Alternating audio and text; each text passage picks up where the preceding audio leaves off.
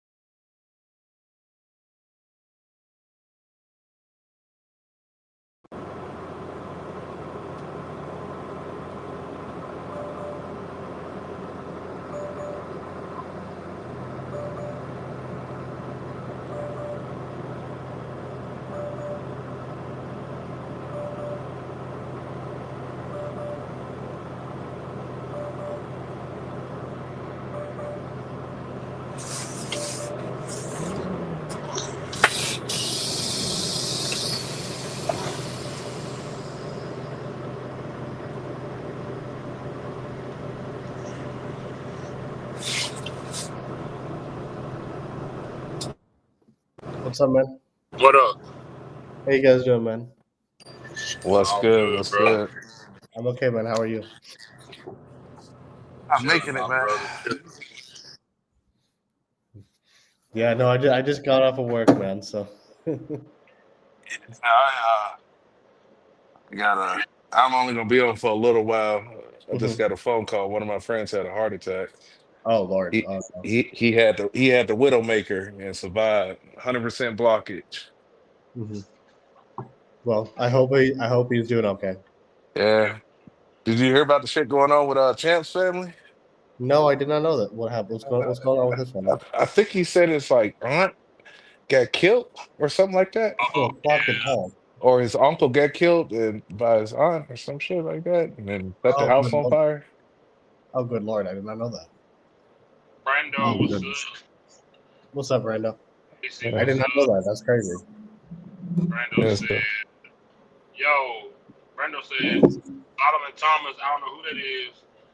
2 year breakdown, 6 million, 8 million, like all 1.5, 2025, 1.5 guaranteed, 2026, 2 million, 500K per game, roster six in 25, 26, 1 million in playtime plus playoff, 1 million in sack plus play. I don't know who that is. Neither do do I. anybody know who any other fucking people we signed in? I honestly no.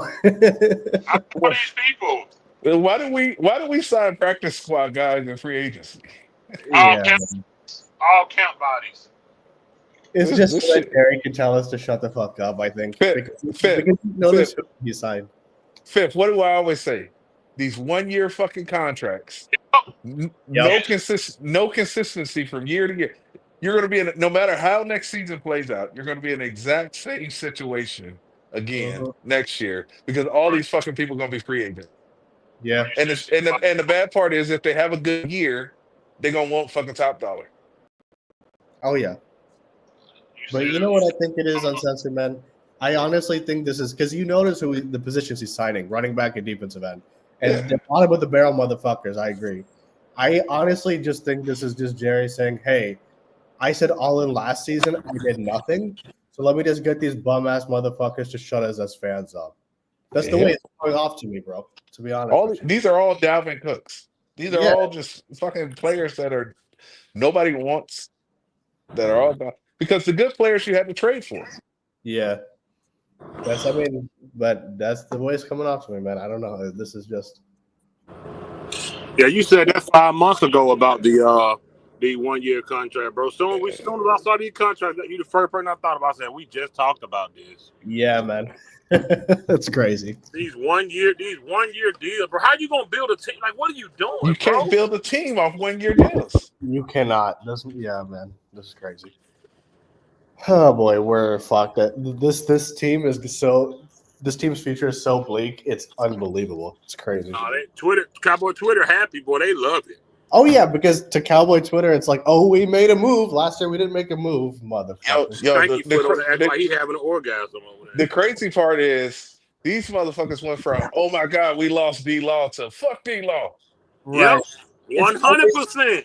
100%. 100%.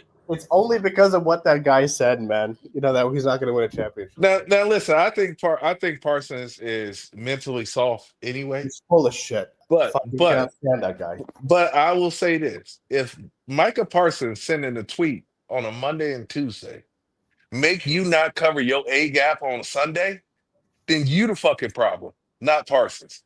I agree with that part. You a I agree with grown that. ass, man, and you blaming somebody else for you not doing your job. I agree with that. I agree with And Corner's not on here, but I hope you join because D Law is the perfect opposite of Osa. that. Osa's job is to stop the run, and all they talk about is his pass rush stats. D Law job is to rush the quarterback, and all they do is talk about him being a run stopper. Yeah. Yeah. You a defense, you an edge. You supposed to be your skill level is supposed to be rushing the quarterback. And outside of 2 seasons, he averaged 3.5 sacks a season. Yeah.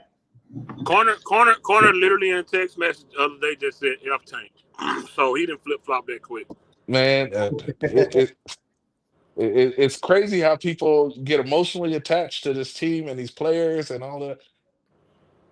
This motherfucker said, I was never gonna win a Super Bowl. Dude, you was Yeah. there you were there 7 years before Parsons got there. Yeah.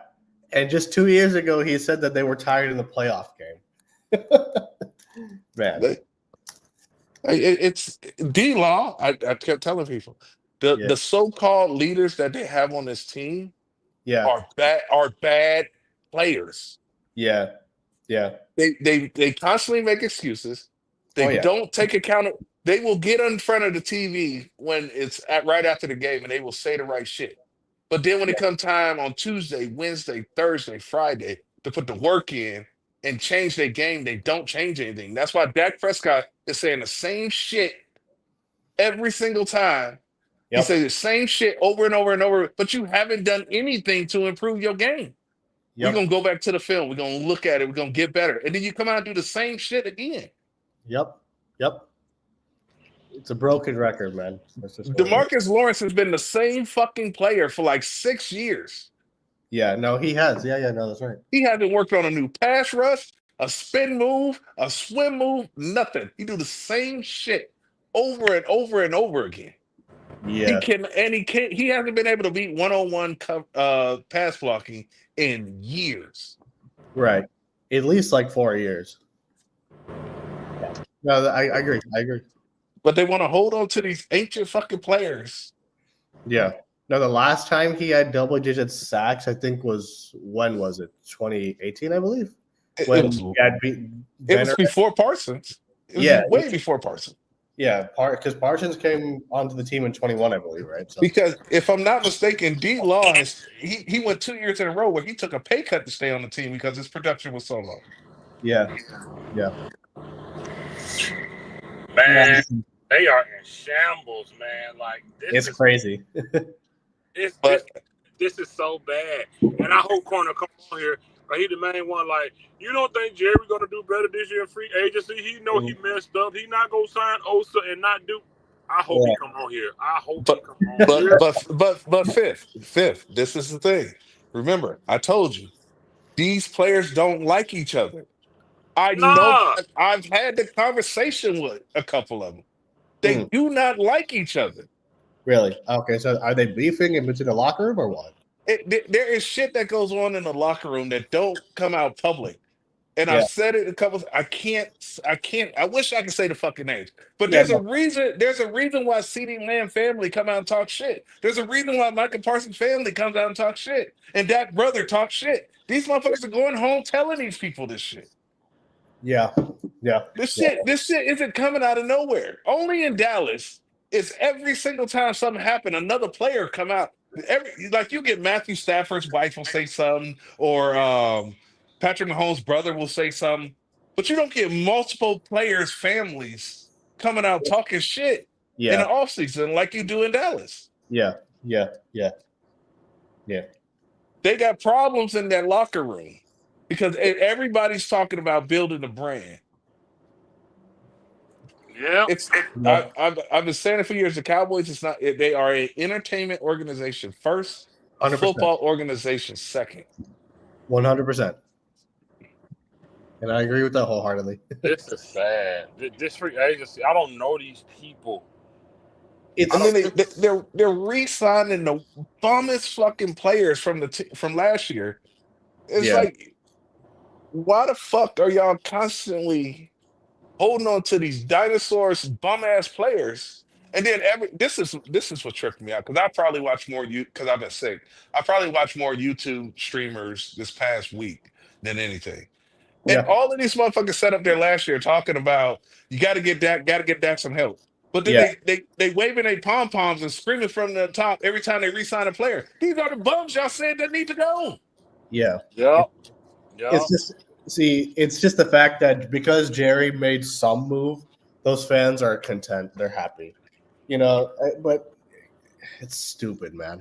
They racking in donations and fucking YouTube ads like a motherfucker this last week.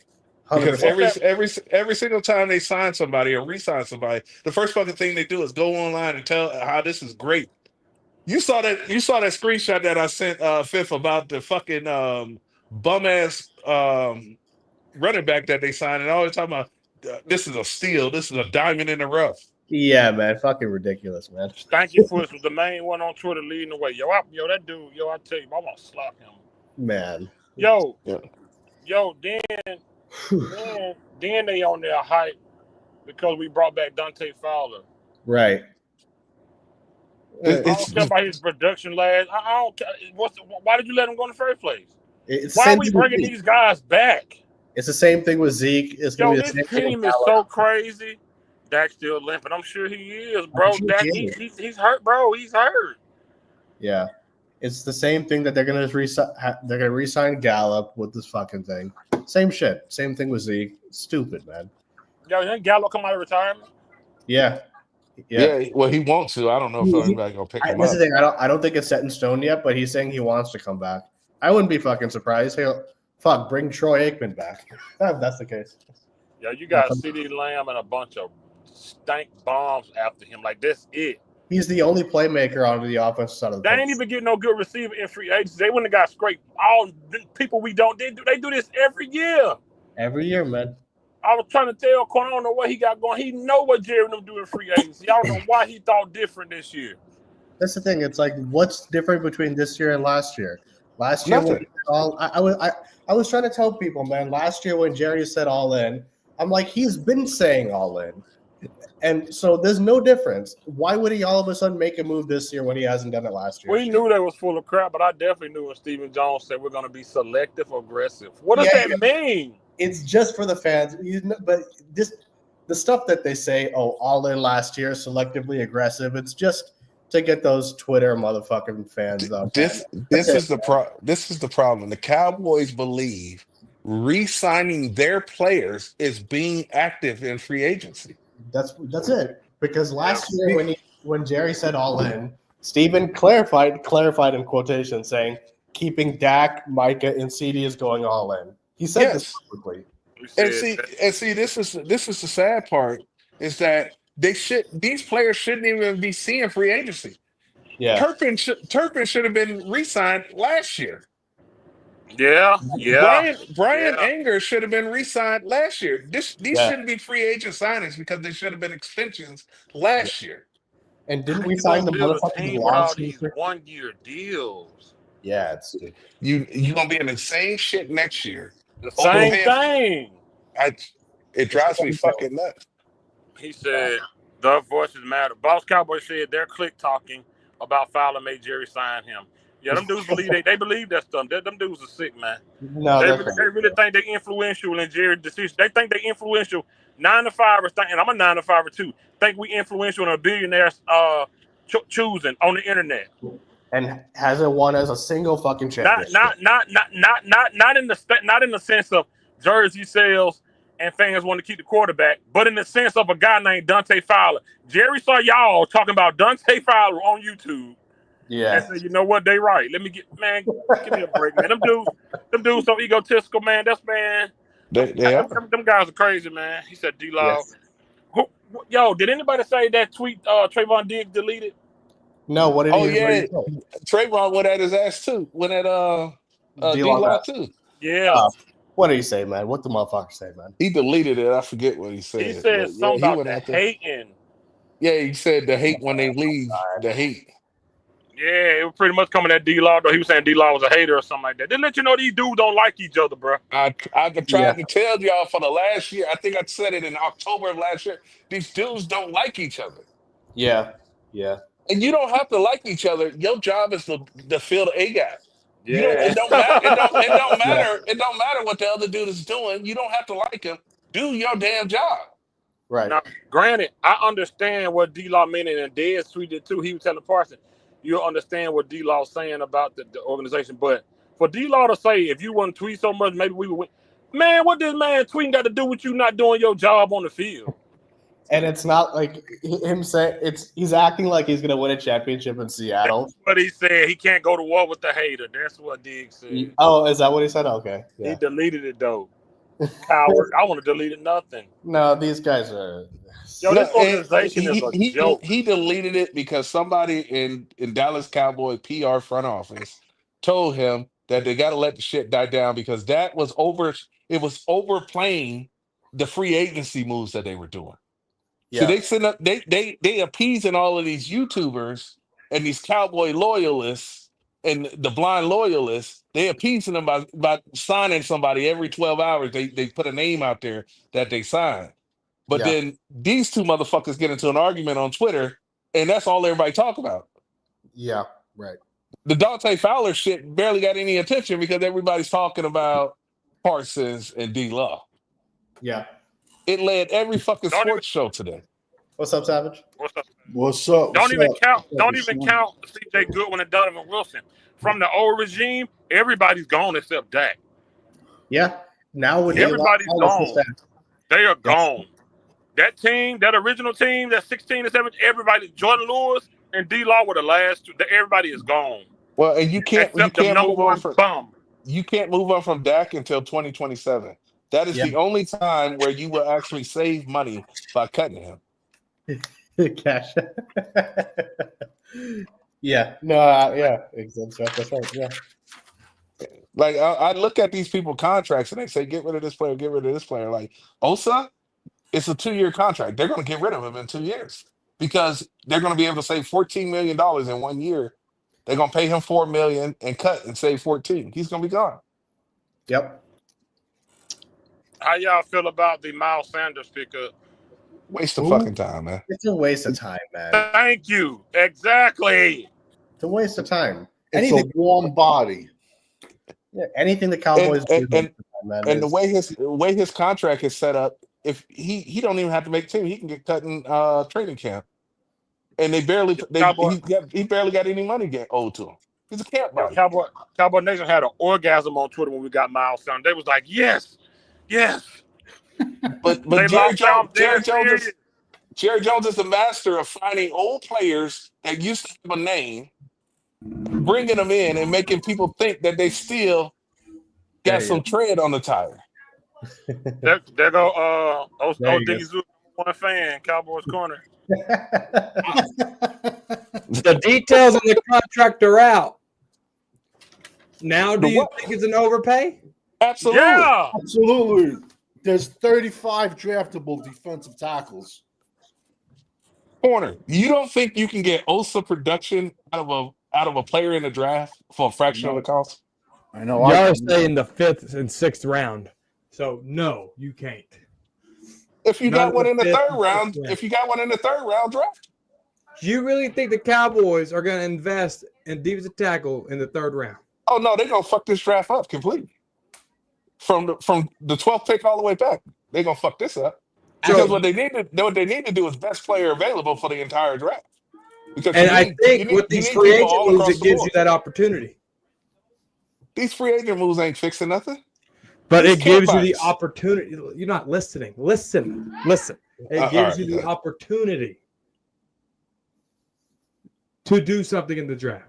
So you don't have to reach for a pick. You don't have to reach at running back in the 1st round because you got Javonte Williams and Miles Sanders. You don't have to reach at linebacker. What? You've got a couple of linebackers in here.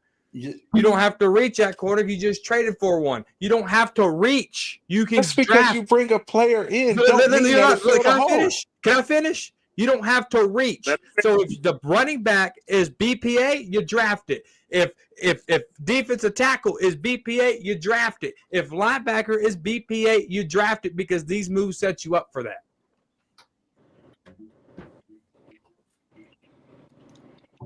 I think you're getting turned to the dark side. It's crazy. Yep. Yeah, he man. is.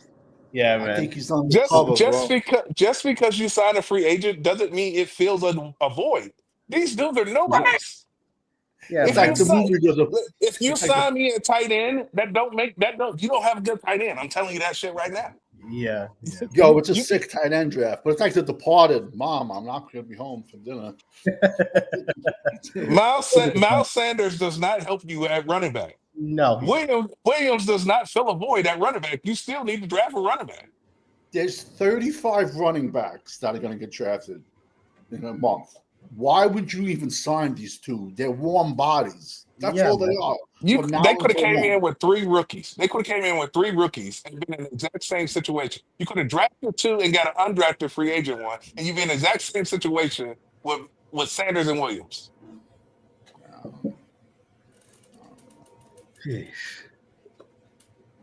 No, I agree. I agree with you 1,000%, man. It's a waste of time in my opinion, man. What's a waste of time? The fucking people we signed. Who did we sign that is anybody who's productive? None of these guys are productive players. Did we sign anybody that costs over $6 million a year that wasn't already a Cowboy? Yes. Oh, With Solomon Thomas. he was 2 years, $8 million. That's $4 million a piece. He said over $8 million. So yes. A year. What do you mean by 1 year? Yeah. Oh, Dante Fowler. 1 year, $8 million. I don't know, man. I answered your question. Wait a second. You're telling me they signed Dante Fowler for 1 year, $8 million? That's what I just told you. Wow. Man, look, y'all can't say in one breath. And Bosa went to Buffalo for 12. Did Bosa have 10.5 sacks last year? Because Dante Fowler did. Wait a minute. Why would we cut him and then bring him back, though? We didn't cut him. He was a free agent, and Dan Quinn scooped him up. Okay. I'm asking. I'm genuinely asking. How can you guys? And this is 100. Do I think every player they signed or traded for is this blockbuster deal? No, they had 24 free agents. Obviously we knew they were going to sign some of their own, which they did. Y'all complained about it. Then they go out and go get a couple of pieces who still sets you up for the draft perfectly. Y'all are still complaining about it. What is going to make y'all happy? But let me ask you this: what are we expecting of the draft? Are running back and defensive line along the line, tackle and defensive end. Let me ask you this, man: how do we help ourselves? Of the players that they brought in this free agency, do you honestly think any of them are going to be productive come the season? Yes. Who's going to be a week 1 starter? Wait. Let's get the definition of productive out of the way, because y'all don't think Osa was productive. So y'all want 10 sack guys? Y'all want 10 sack guys? Is that what y'all want? That's not what I said. But what's productive? I don't understand what productive is for y'all, because Osa is obviously overpaid, and his production with the pressures and the sack, that wasn't enough. So with the Cowboys and their spending habits, what did y'all want them to go do? Osa's job is to stop the run. Y'all are acting like a bunch of spoiled brats. Y'all wanted a toy from Walmart. Your grandma got you something from Dollar Tree, and y'all ain't gonna fucking play with it because it ain't what y'all wanted. That's what y'all are acting like, keeping it funky with y'all. Because the Dollar Tree breaks in 1 week, and you got to buy it 50 times to get through. But you ain't buying it. So what does it matter? You ain't buying it. So you think Dante Fowler is a better signing than Milton Williams? from what I understand, I don't know Mentor Williams that much, but what I understand, the commander, whoever he went to, overpaid for him. That's what I keep hearing. That's what I keep hearing. By the way, Fowler only had 1.5 sacks more than Nick Bosa. Oh, but so we're getting nitpick. So he had more than Bosa. He makes less than Bosa, and y'all are still complaining. And Bosa got hurt last year. And what's your point? And that team that Fowler was on went to an NFC Championship game. Where was Bosa? Oh, one and done. Oh, okay. What'd they get? 55 hung on them? What'd they get? 50? What? Did they go to something that we haven't been to in almost 30 years? It means absolutely nothing to me. But did they get there? We can't even sniff the jock straps of an NFC Championship game. Absolutely nothing. They should win the Super Bowls. I'm sorry, bro. NFC Championship games means absolutely nothing. Who knows about Robert Jones, the guy that we signed off in Miami? Raise your hand if you think he's a bum. I have never seen him, so I can't. Never seen him, never heard of him. So y'all are complaining about a guy you know nothing about. Tell me about Solomon Thomas. Who's watched Solomon Thomas with the Jets? Raise your hand. Corner, you really so you're complaining about a guy that you don't know anything about. Stanford. He was the top 5 pick in the draft. Okay, but he's been in the NFL 7 years. What has he done now? He is a bust, bro. Sucked at San Fran. That's a bust. So basically, Solomon Thomas is your new Dalvin Cooper or Cook. Dalvin Cook. He's your Dalvin Cook. He's a bust, bro. He's horrendous. They was overdrafted. He was number 5 overall. He is a from bust. Stanford. I know Schultz, David DeCastro, monster. He went to the Steelers, a guard, and I think left tackle Bob Whitfield. He played like 15 years, legit. From Atlanta. So y'all know a little bit about Solomon Thomas. Y'all don't know anything about Rob Jones. What do y'all know about Devontae Williams? Solomon Thomas is. What do you know about Devontae Williams? Devontae Williams. He got passed by. He was 3rd on their running back list last year. He got passed. He got passed on my guy that you didn't like, Audric Estemain from Notre Dame. He was number 3 on their running back list. He hasn't cracked 1,000 yards in his career. Running back. So did we sign him? Now answer this: Did we sign Devontae Williams to be a number 1 running back? We did. I wouldn't. No, answer the question. Yes or no? I wouldn't sign them at all. Yeah, that's what I was about to say. It's about why you signed him in free agency. A more important thing. Why did you sign him in free agency? That's like going to fucking McDonald's and ordering a fish sandwich. It doesn't make sense, bro. And listen, y'all. I promise y'all. Like I said, I'm not finna argue with nobody else about this pitiful team. I'm just here to discuss it. I don't care because being right or wrong don't equate to win. I agree. Again, my thing was with the Osa thing and with this, it's just pointless. Like I'm not mad about you signing Osa. My thing was just the overpaying last night, Jones. My thing about the Osa thing was I felt like he got overpaid. I hope he played good. But and the free agency thing, why did you sign that running back? Why did you do that? Who had a better year last year? Him or Rico Dowdle? Rico. What did Rico get in Carolina? I have no idea. Who had a better? See, that's what I'm saying. Why didn't you just keep Rico then? Why did you sign him? And then why did you bring in Miles Sanders? This is why. Are you ready? Go ahead, brother. You got the floor. And Cowboys blog can contest to this. I hope he's in the comments. Cowboys blog. We talked about this off camera. You brought in Javonte Williams because it's Rico Dowdle 2.0 minus Rico Dowdle is a hip injury away from being out for a year. You can't use that because he was healthy all last year. You can only use what happened in most recent. He was healthy last year. You can only use what happened most recently. Is not reliable. Just like Dak's legs. Then you can't say Dak is injury prone. You can't say Dak is injury prone. Yes, you can because he got hurt last year. He got hurt last year. But he's played 4 years. So what does it matter?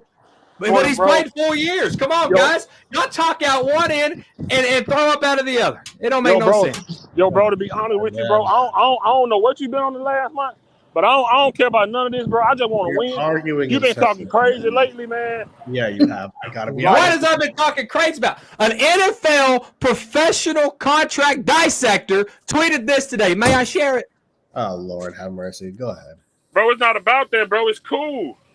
So can I share it or no? Go ahead.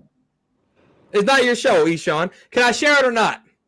Well, I can't put it on my screen right now, but you can talk about it. I know. Okay. Not Albert Breer, he said, looking now at the Cowboys defensive tackle, Osa Odighizuwa, 4-year, $80 million deal. Really, it's a 2-year, $39 million deal, which team options on the back end, the tag would have been 25.1. That means he gave Dallas 3 years of control for $13.9 million guaranteed. He should have took the franchise tag. But y'all going to look at me blue in the face and tell me right now that wasn't a team-friendly contract. Why is you paying him, period. Paying Osa Odighizuwa is like bringing a coat to Puerto Rico or Cancun on vacation. Let's bring long-sleeve shirts and coats and jackets. You're not answering the question. Defensive line and running back are the deepest positions in this draft. And to even spend money on it is ridiculous. We all can agree we're not 1-2 players away. We all can agree that, I think. So we haven't been that. So at the end of the third round of this coming draft, there'll be about 95 players to 100. You're gonna see 30, at least 30 defensive linemen, probably more than that drafting. Probably more than that by the end of round 3. And to pay this dude, and then we all could agree we can't stop the run, and you want to give.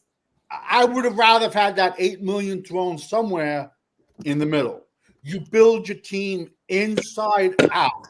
I don't care if we would have fucking got, excuse my language, but you can put Von Miller, just hypothetically, at the end. Who cares who your edges are? You could put Micah and Lawrence Taylor. I'm just going to run up the middle every single play. It doesn't make sense. And to give him $8 million for 1 year when you can't stop the run, I'm sorry, is a joke. If you went out, if they would have put $8 million into a corner, I could understand that. It's a weak corner class. I can get that. But to put $8 million into a defensive end for this draft, I have a problem. Given Osa Odighizuwa his contract in this draft, I have a problem. You could have put that money, you could have put Osa's money, but no, we just signed warm bodies and bring people with us, bro. Solomon, I mean, I'm sorry, man, for getting mad, but like you could have thrown that at a corner. And I agree, free agency is not where you build a team, but we just bring back retreads and camp bodies. Yeah. That's my thing. Joke, man. What's up, everybody? I really don't. I don't. None of these guys are good players, man. A guy with 10.5 sacks isn't a good player. I'm not talking about what was it from Fowler. Solomon Thomas is not a good player. Yo, corner, bro. I'm just trying to get a gist here because just a month ago, we were like, the Cowboys ain't going to sign anybody. Why waste my breath? Then the Cowboys bring people in. This is the most they've ever done in years. And this is more than they've done than when they traded for Gilmore. This is the most they traded for with Cooks. This is the most they traded for. These are bridge players that's going to lay a foundation for you to help you build through this draft to make your team a little bit more better than 7 wins. Hey, look, man. Hold up, man. I don't even cuss no more. Corner, cut the shit. You said the same thing about that linebacker they brought in. You said he was going to make that team better 2 years ago. And halfway through the season, he didn't even play no more. You said he was a veteran that was going to come in and make the team better. Now you saying these no-names is going to build a foundation for this team? These one-year players, how they going to build a foundation? They only signed the 1 year. Stop talking out your ass, bro, just to make your point. You know these signings are bull crap. All these signings are BS. None of these players are here to make a team this foundation. They're here for 1 year, bro. One year. What foundation? What are you talking about? They're not even starters. Your running backs are not even starters. So what we're saying here is they shouldn't have signed anybody, and let's go get 25 undrafted free agents after the draft. No, they should have. They should. Okay, this draft is weak at corner. It's weak at quarterback. Rashawn Evans. That was his name. Rashawn Evans. 2 years ago, corner said he was going to change the dynamic of this damn team. He had good tape at Atlanta. And then do nothing. It didn't translate. You're right. It didn't. And the same crap you talking about. 1 year guys going to build a foundation. Stop just saying anything when they sign for 1 year, bro. How they going to build a foundation for the draft? You just talking. It allows you to go BPA instead of reaching. Are we not understanding this? You said the same thing about Dalvin Cook last year. What's up, everybody? What's up? Most people on 1 year deals allow you. Know what the best is? We're gonna put Hoffman wherever he plays. For 1 year. Can anyone hear me? Hello? Yes, we I hear can hear you. you, man. What's up, man? Yo, what's up, guys? Brock, what's up? Brock Hoffman. I find it so comical. We're gonna audition Brock Hoffman for the entire NFL league, and he's gonna sign like $100 million contract. It's a joke, bro. So $100 million? Would you have rather have signed Brock Hoffman or gave $8 million to your defensive end? Who would you rather have gave money to? Dante Fowler. Okay, Fowler, the other the two stiffs at running back, or give the money to Brock Hoffman? It's still Dante Fowler. I just can't. It's like going to a seafood restaurant and ordering a cheeseburger. Hey, that's his opinion. That's his opinion. It's wrong, but that's his opinion. This man on here defending players we don't even know and say just accept them because we did something. Because we did something, so just accept them. That's the way it's coming off, man. Right. Come on, man. You know what this reminds me of, guys? You're gonna tell me every player is just a piece of shit player. Every player that they brought in. Man. Answer the question. Cool Cowboy, what's up, man? Yo, what's up, guys? What's up? What's up, man? So I know you guys are talking about free agency. In my opinion, so honestly, I feel like we just signed a bunch of dudes who are probably not going to do much. It just feels like we kind of wasted money. I only like one of the signings, which is bringing back Dante Fowler. But even then, I think we could have gotten him for a little cheaper, but I'm not going to complain. It's $8 million. But the rest of the dudes on the team, let's be honest, guys, they're just first-round busts that we're trying to – it's basically the Will McClay special, reclamation products to – try to get them to live up to their potential. But let's be honest, I don't think they are. Even if a few of them do, it's not going to get us over the hump. So I just feel like we just wasted money. But that's just my opinion. Bro, I agree. The fact that we're years away from being a successful team. You know what Jerry do? We sign bums and Jerry hype them up. You know who doing that right now? My brother on here, Corner. He hyping up people we don't even know. He doing Jerry's job for him. We don't know these dudes. These dudes ain't nobody. If they good, they'd still had jobs. Come on, man. Why you sign two running backs? What does that mean? Why did you do that? Why did you do that? That makes no sense. Are going to get drafted. 35, and we signed two. This makes no sense. Why did you bring them? That's wasted money. Why did you bring those two running backs in? And I'm you talking because it helps you relax that running back. There's no relaxing. They're unproductive players. We need a young guy. We need a young running back out the draft regardless, bro. It didn't matter. We need to bring them in. These dudes about to be kept. These 1 year contracts ain't finna do nothing. Nothing, man. Like you said, Dante Fowler might be the best move they made. And because we still need some help. And I like Dante Fowler, but if you're telling me that fucking Miles Sanders or Solomon Thomas are going to be productive, miss me with it, man. Miles Sanders might get cut, honestly. It might be – they might only keep one of those running backs. They might cut them in training camp after a training camp battle. Yeah, I like Dante Fowler, man, but the rest of them. Before Corner joined the Law and Order over there, he used to be the guy when we brought in these no names. That Corner ain't did shit. He's a y'all don't know these guys, bro. What's going on, bro? Did he mail you? I told you on that Rich Piana cycle, man. He was on PMMA. That's like what the Brazilian broads putting in. Oh, good Lord. This is question. I'm just gonna throw a question out there. Dante Fowler and Dan Quinn's gimmick defense. Do we think he's gonna fit into Matt Eberflus's the same? Just a question. well, we don't know. I don't know. We don't know yet. We'll like have to see. We have to see. We have to see. And my thing was, see, if I can get my brother to understand where I'm coming from, I don't care about bringing Odigizua back. I just was tripping about the amount. It didn't matter bringing him back. We needed all the help we could right there. I was just see. I don't want to just sacrifice positions just to say we got somebody. I want the players to matter right there. And I just feel like safety was a more of a free agency pickup. We should have put more focus on free agency and safety than we did in running back. Why did we sign 2 running backs? Our safeties are garbage. But we signed 2 running backs when we know it's like 30-something in the draft. That's what I'm tripping on, man. I'm just tripping on the fact that we know this team is years away. Why are we bringing in 1-year guys and we're going to be right back in this spot next year because those 1-year guys are going to be gone? Why are we bringing in 1-year guys? You can't build no team around people that's here for 1 year.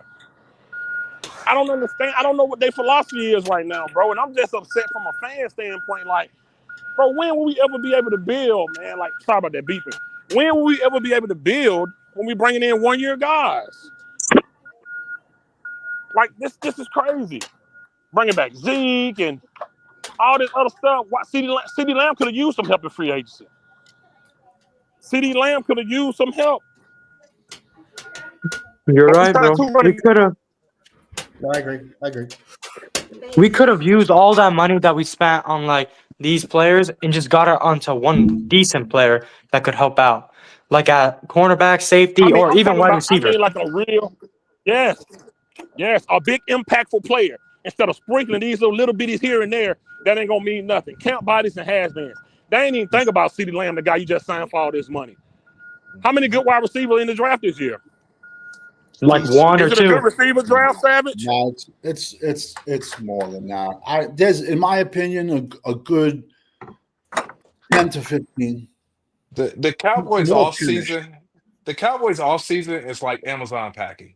They put this small shit in these big ass box, and it's just filled up with fucking packing peanuts. All of these players are fucking packing peanuts, and you might have one player in the middle of the fucking box. They got all of this fluff. These dudes are going to be nobodies by the end of training camp. I love how corners acting like we're crazy. Just look at him. He had these same looks. He had these same looks when he was telling everybody Dalvin Cook was going to change the running back room. That's crazy. Salute for the donation. Speaking of that, we're going to come back to the free agency talk. Salute to you for the donation. He said D-Law's such a clown for making those comments, man. LOL. He acting like it's going to be any better in Seattle. D-Law has always been bark, no bite. Corner, you corner going on real quick. I'll come back to you, corner. Savage, did you see the D-Law and Parson thing? Yeah, me personally, I think that was just a setup. You think so? Yeah, in my opinion. Cowboys corner. When you first saw the D-Law thing, what did you think, man? Man, George Lopez has a thing. It's called FTP, and it stands for "Fuck that puto." That's what I thought. Oh my God! Oh my! Jesus Christ! Oh, good Lord! Lord have mercy. Hold on. Let me corner. But so he said, he can't win there. I mean, he's been there 11 years. Do you think he really feel like that, or is it just that money that Seattle gave him talking, man? It's the money. D-Law's always been controversial. I mean, he just has. Yeah. And so he's with the new team, and I think we talked about it on here, the Frisk Report, maybe talking crazy. I can't remember where we talked about it, but there was beef between Micah and Law last year before Law got hurt, because Law made the comment of sometimes guys just got to learn how to stay in their lane, right? He was talking about Micah being out of position. So there was beef there already. So Mike McCarthy, being the guy he is, had no thumbprint our finger on his locker room. He just didn't, right? And it showed in the playoff games. And so when now that DeMarcus Lawrence is nowhere near the hot boy or whatever culture it is in Dallas, so now I'm not going to win Super Bowl there. He's not wrong, but he's wrong in the sense of what the fuck did you do when it was time to step up, right? Yeah. Because I only remember one play from D-Law, and he picked up a fumble and then fumbled it, and then he got the ball back again. That's the only play, an impact that I remember D-Law ever doing, right? And D-Law's my guy. D-Law is my guy. But now you leave a team, you leave my team, and you want to talk about they put blows on my star? Oh, you're not family no more, kid. No, sir. D-Law's had 1 sack in his playoff career. Yeah. That is terrible. It was that sack in 2014. Yeah, 2014. Was that his rookie year or? Yes. That was his rookie year. Yeah. That is crazy, bro. He been doing nothing in the playoffs. And then he goes, we retired. He should have been cut that night. And look, I don't like Mike on a podcast, but can we all agree, because we've been disagreeing a lot between me and y'all, can we agree that Micah is doing great things being vocal about our star? Can we agree? Because no one can talk shit about our star. Micah will make himself look like a fool for sticking up for our star. I applaud Micah 1,000%. It's all about this, dog. And that's what it is. And Micah has that when it comes representing what we motherfucking represent right there. He just said yesterday, if he doesn't have a ring in 5 years, he's going to the shot. But what is Micah saying about? No, I mean, I agree with that. And, yeah, I mean, in a certain respect, I agree with that. Yeah, man. 50 there, man. Oh. He gone, bro. I guess he is he working right now? Because that what we were? Yeah, okay, yeah, because he works nights now. Oh, okay. So, what were you saying about Micah's 5-year deal? Micah's 5-year deal. No, he said something to the effect of, if he doesn't have a Super Bowl ring on his finger in 5 years, he's going to the Chiefs. Oh, he didn't. I don't think he said that. I think he said like if he doesn't. Yeah, he said like if we don't win a Super Bowl in 5 years, he just said like I want to be out of here or something. He doesn't. He wants to win a Super Bowl apparently. And what is that doing? That's applying the pressure on his ownership. That's what that's doing. You really think that's the Jones are laughing at him? I don't think so. No. But it ain't just Micah. It's CeeDee Lamb too. I'm telling you guys, there's only so much before you what is it called? You see the sheep in wool clothing or whatever it's called. Jerry's fucking playing around with this fire, and it almost burned down completely last year. He's flipping out on the radio. Eagle fans are telling him to keep doing what he's doing. This is the most, I don't like the move. I'm going to say it. This is the most aggressive in free agency they've been in quite some time. They just signed a player over $6 million for the first time since Greg Hardy, right? So, it's one of those, it's like a kid, right? And do I like all the signings? No, but it's like a kid who gets a bunch of C's on their report card, i.e. the Dallas Cowboys. They do a little effort and they might get a B. Shit, I'm gonna probably take them out and go get some ice cream. With them trying, they deserve a little ice cream cone. That's how I stand. I don't agree with every player they signed, but because I'm used to season D's from these fuckers. They showing me a little B minus a little bit. Let's go out and get some ice cream. I got a doggy for trying. Now, I'm going to show my age. With your way of thinking, this was an Eddie Murphy joke. So this is going to be really old. But your way of thinking, and Eddie Murphy came out, and this is where he told the joke of, he goes, you meet that girl, and that girl makes you wait 6 months for it. And then when you finally hit it, you think that's the best. Boom, there's fireworks. There's everything going off. Just like if you were fucking starving on an island and you ate a saltine. Damn, that's the best saltine cracker I've ever ate in the world. What's your theory? We've done jack shit. And they do 1 or 2 signings, and we're supposed to be thankful. I can't get into that mindset. I'm sorry, I can't. I just, with the exception That's of Eddie Murphy joke, not me. like I like Dante Fowler, man, but with the exception of him, the rest of the guys signed, I just don't like the rest of the guys who signed, and that's just what it is. I just don't think they're productive players other than him. So Yeah, that I agree with that. and I mean, You guys, okay? My question is to y'all: do you think they're done now in free agency, or do you think they're gonna sign some more guys? I don't know. It depends on how much is left on the reconstructed money or whatever that he reconstructed the money. Yo, what's the details on Dante Fowler's contract? How many years? How I don't know It's just exactly. 1 1 year, year. $8 million. That ain't a lot of faith in Dante Fowler. I just think, I mean, but I agree that you can't really do anything off of 1 year guys. But You can't do 1 year contracts, man. but with the exception of Dante Fowler, the rest of these guys are not good players, man. I think that's just what my opinion. Yeah, I like Listen, you Dante can do Fowler. 1 year cut if your team is a few players away, like when the Rams won. Then it makes sense. But we're Then you can do your 1 year contract. This team is disgusting. Why you bring all these wasting money? A lot of these positions draft, defensive tackle, running back, all these drafts. Why you paying these people, man? It makes no sense. And like I say, I'm just so confused. I don't know what corner got going on, man. You know what I wish they would do? He just missed my whole deal. What I just said. So I won't hold him to the fire. Watch the show back. You'll understand where I'm coming from. It don't matter. I know where you're coming from. So where am I coming from? I've been hearing it for 3 weeks. So what have you been hearing? Where am I coming from? 3 weeks, bro. Specifically, where am I coming from?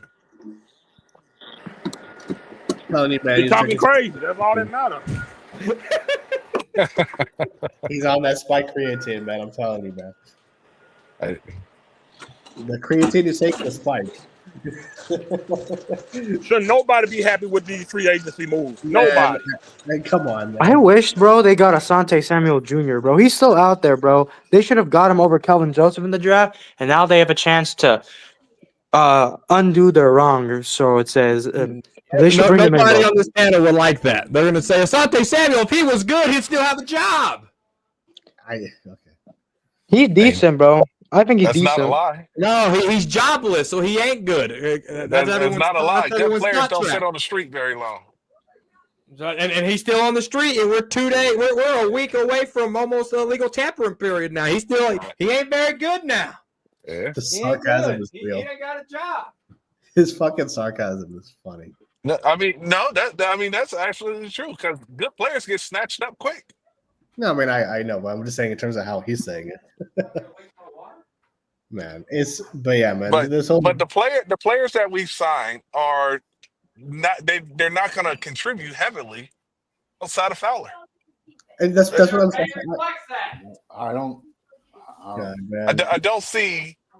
I don't see Sanders being a heavy contributor to this offense. I don't. Heck no, he's gonna get caught probably in training camp.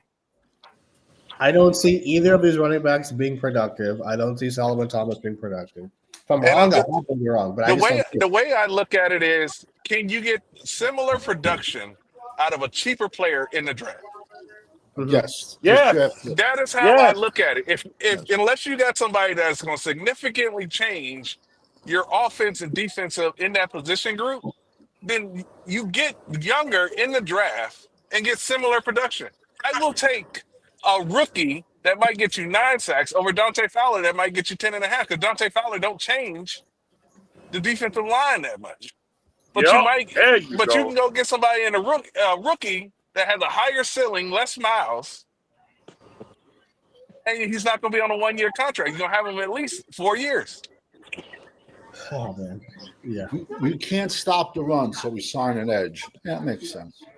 You can't stop the run, and you re-sign a player that can't stop the run. Exactly. Thank you. That's what I said. I agree. Bro, we should have signed Tuna Ford. How many games we watched last year when we saw him and Mozzie Smith both getting pushed backwards? They deeper than the linebackers. Osa wears down, bro. I'm sorry. And I've said that. And he vanishes second half of the season. Now, what do you think is going to happen now that he got his contract?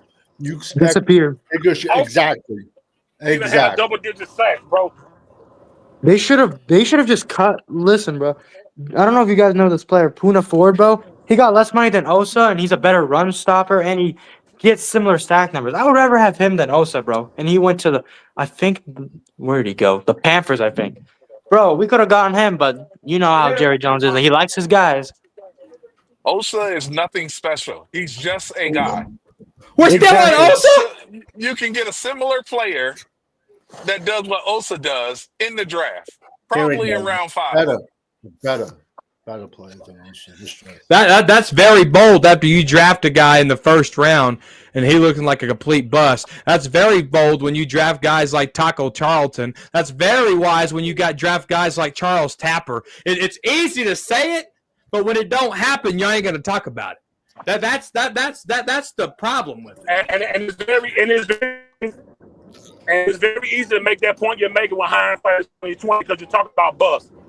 So your point is very easy to make when hindsight is 2020. But we can't we can't say that in one breath and just forget how the Cowboys how they draft. If you have to look at it, good enough. Osa's not good enough. Their draft isn't either. Their drafting isn't either.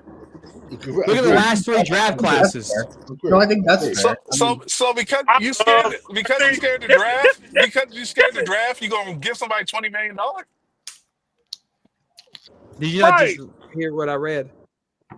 Did you not hear what I read? This is your ace. This is your Frisco report, brother. Telling you also looks like Tarzan, plays like Jane. Get a vlog. Come He on, looks bro. like that. Why does everybody see this? Why does everybody see this except you? Why are you the only one who don't see it? I haven't heard anybody outside of the Law Nation circle that support that signing. It was a fantastic signing. Oh, good. Look at the numbers of the contract. Man, F the contract numbers, man. He can't play. It's a 2-year deal. He can't He's just a guy, man. Deal. He can't stop the run. He's just a guy. He's not good. Forget he's not good, bro. Oh, you just said he was decent a week ago. Decent. Okay. Now you're saying he's not good? He's not effective. You just downgraded him over a week? Okay, cool. So good. I downgraded him. He sucked. Now he sucked. Now he sucked. Is that what he sucked? Yo, this conversation is just...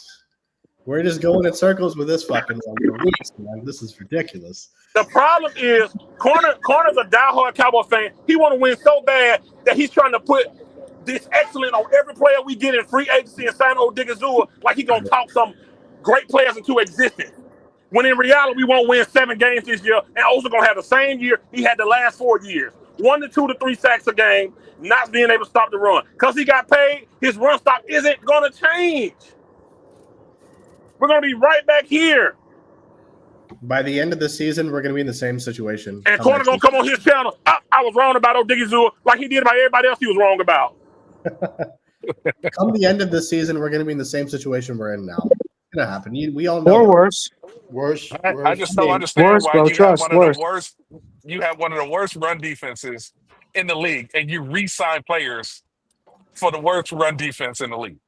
Man, Corner know this. Corner probably know more X's and O's than me. He know this, bro. He just stubborn because he want to win so bad that he just think he can talk success on these guys. I would have took a chance with a rookie. You can't get it. You can't get much worse. Man, I'm telling you, Corner know this stuff, bro. If you look at these signings, I'm telling you, watch. They're gonna go Corner with their first round pick. Watch. If you look at these signings, we ain't gonna do nothing else because we got no money. They're gonna pick a corner. The next 2 drafts, I don't care what they do in free agency. The next 2 drafts need to be best player available every pick. Go ahead, Corner. Go ahead. All right, this is for everybody. I'll start with Savage. Who would you want, Milton Williams or Oso Digizua? Milton Williams. Okay. Better run Censor. Who do you want, Milton Williams or Osa? Milton. Okay, Eshawn. I haven't seen him play, so I can't really. Okay, cool, Cowboy.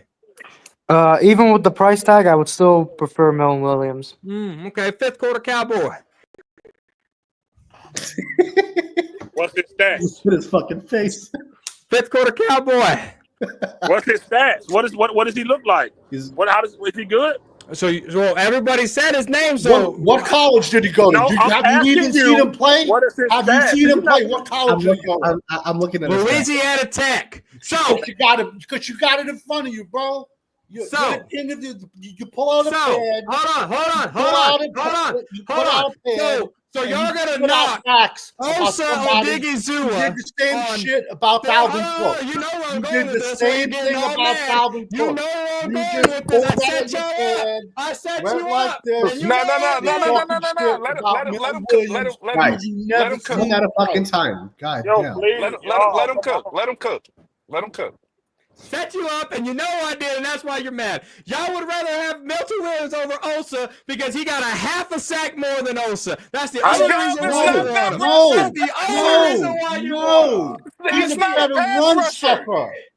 Defensive tackles are not pass rushers. This is except for Aaron Donald, bro. Aaron Donald's the only pass rusher. Yo, y'all, please, one at a time. Jesus. Yeah, please, one at a fucking time. Good Lord. What's this position? He's defensive tackle. He's a defensive tackle.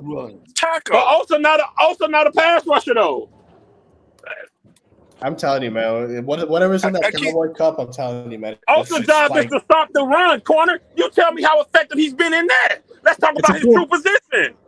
I like the cup, but whatever he's got in that, it's fucking. It's not an argument that you want defensive tackles against that. Wait. How is Osa at his position and his job? How is he? He's. I'm going to use this word. Are you ready? He's decent. Good Lord. Yo, I'm gonna pull that clip up with him and Mozzie will get pushed back like wheelbarrows, and you tell me if he's decent. Man. Okay, now pull me clips when Milton Williams is getting pushed back. I don't even know what that is. He's not on the Dallas Cowboys, and you know for a fact, me and you and everybody else sit on here and tell guys don't bring up other players. You want to do it. Now you want to bring up other players. And you know we don't do that. No, I was using that as a prime example. Is what I was doing. That's what they do. Y'all want a guy because he has half a sack more than Osa. Y'all shit on the 4.5 sacks. You shit on the 4.5 sacks. You shit on that, but y'all want a guy that only gets 5. That's not his job to get sacked. He's not a pass rusher. He's much better versus the run than Osa. That's not his job. His job is to stop the run, man. Defensive tackles stop the run.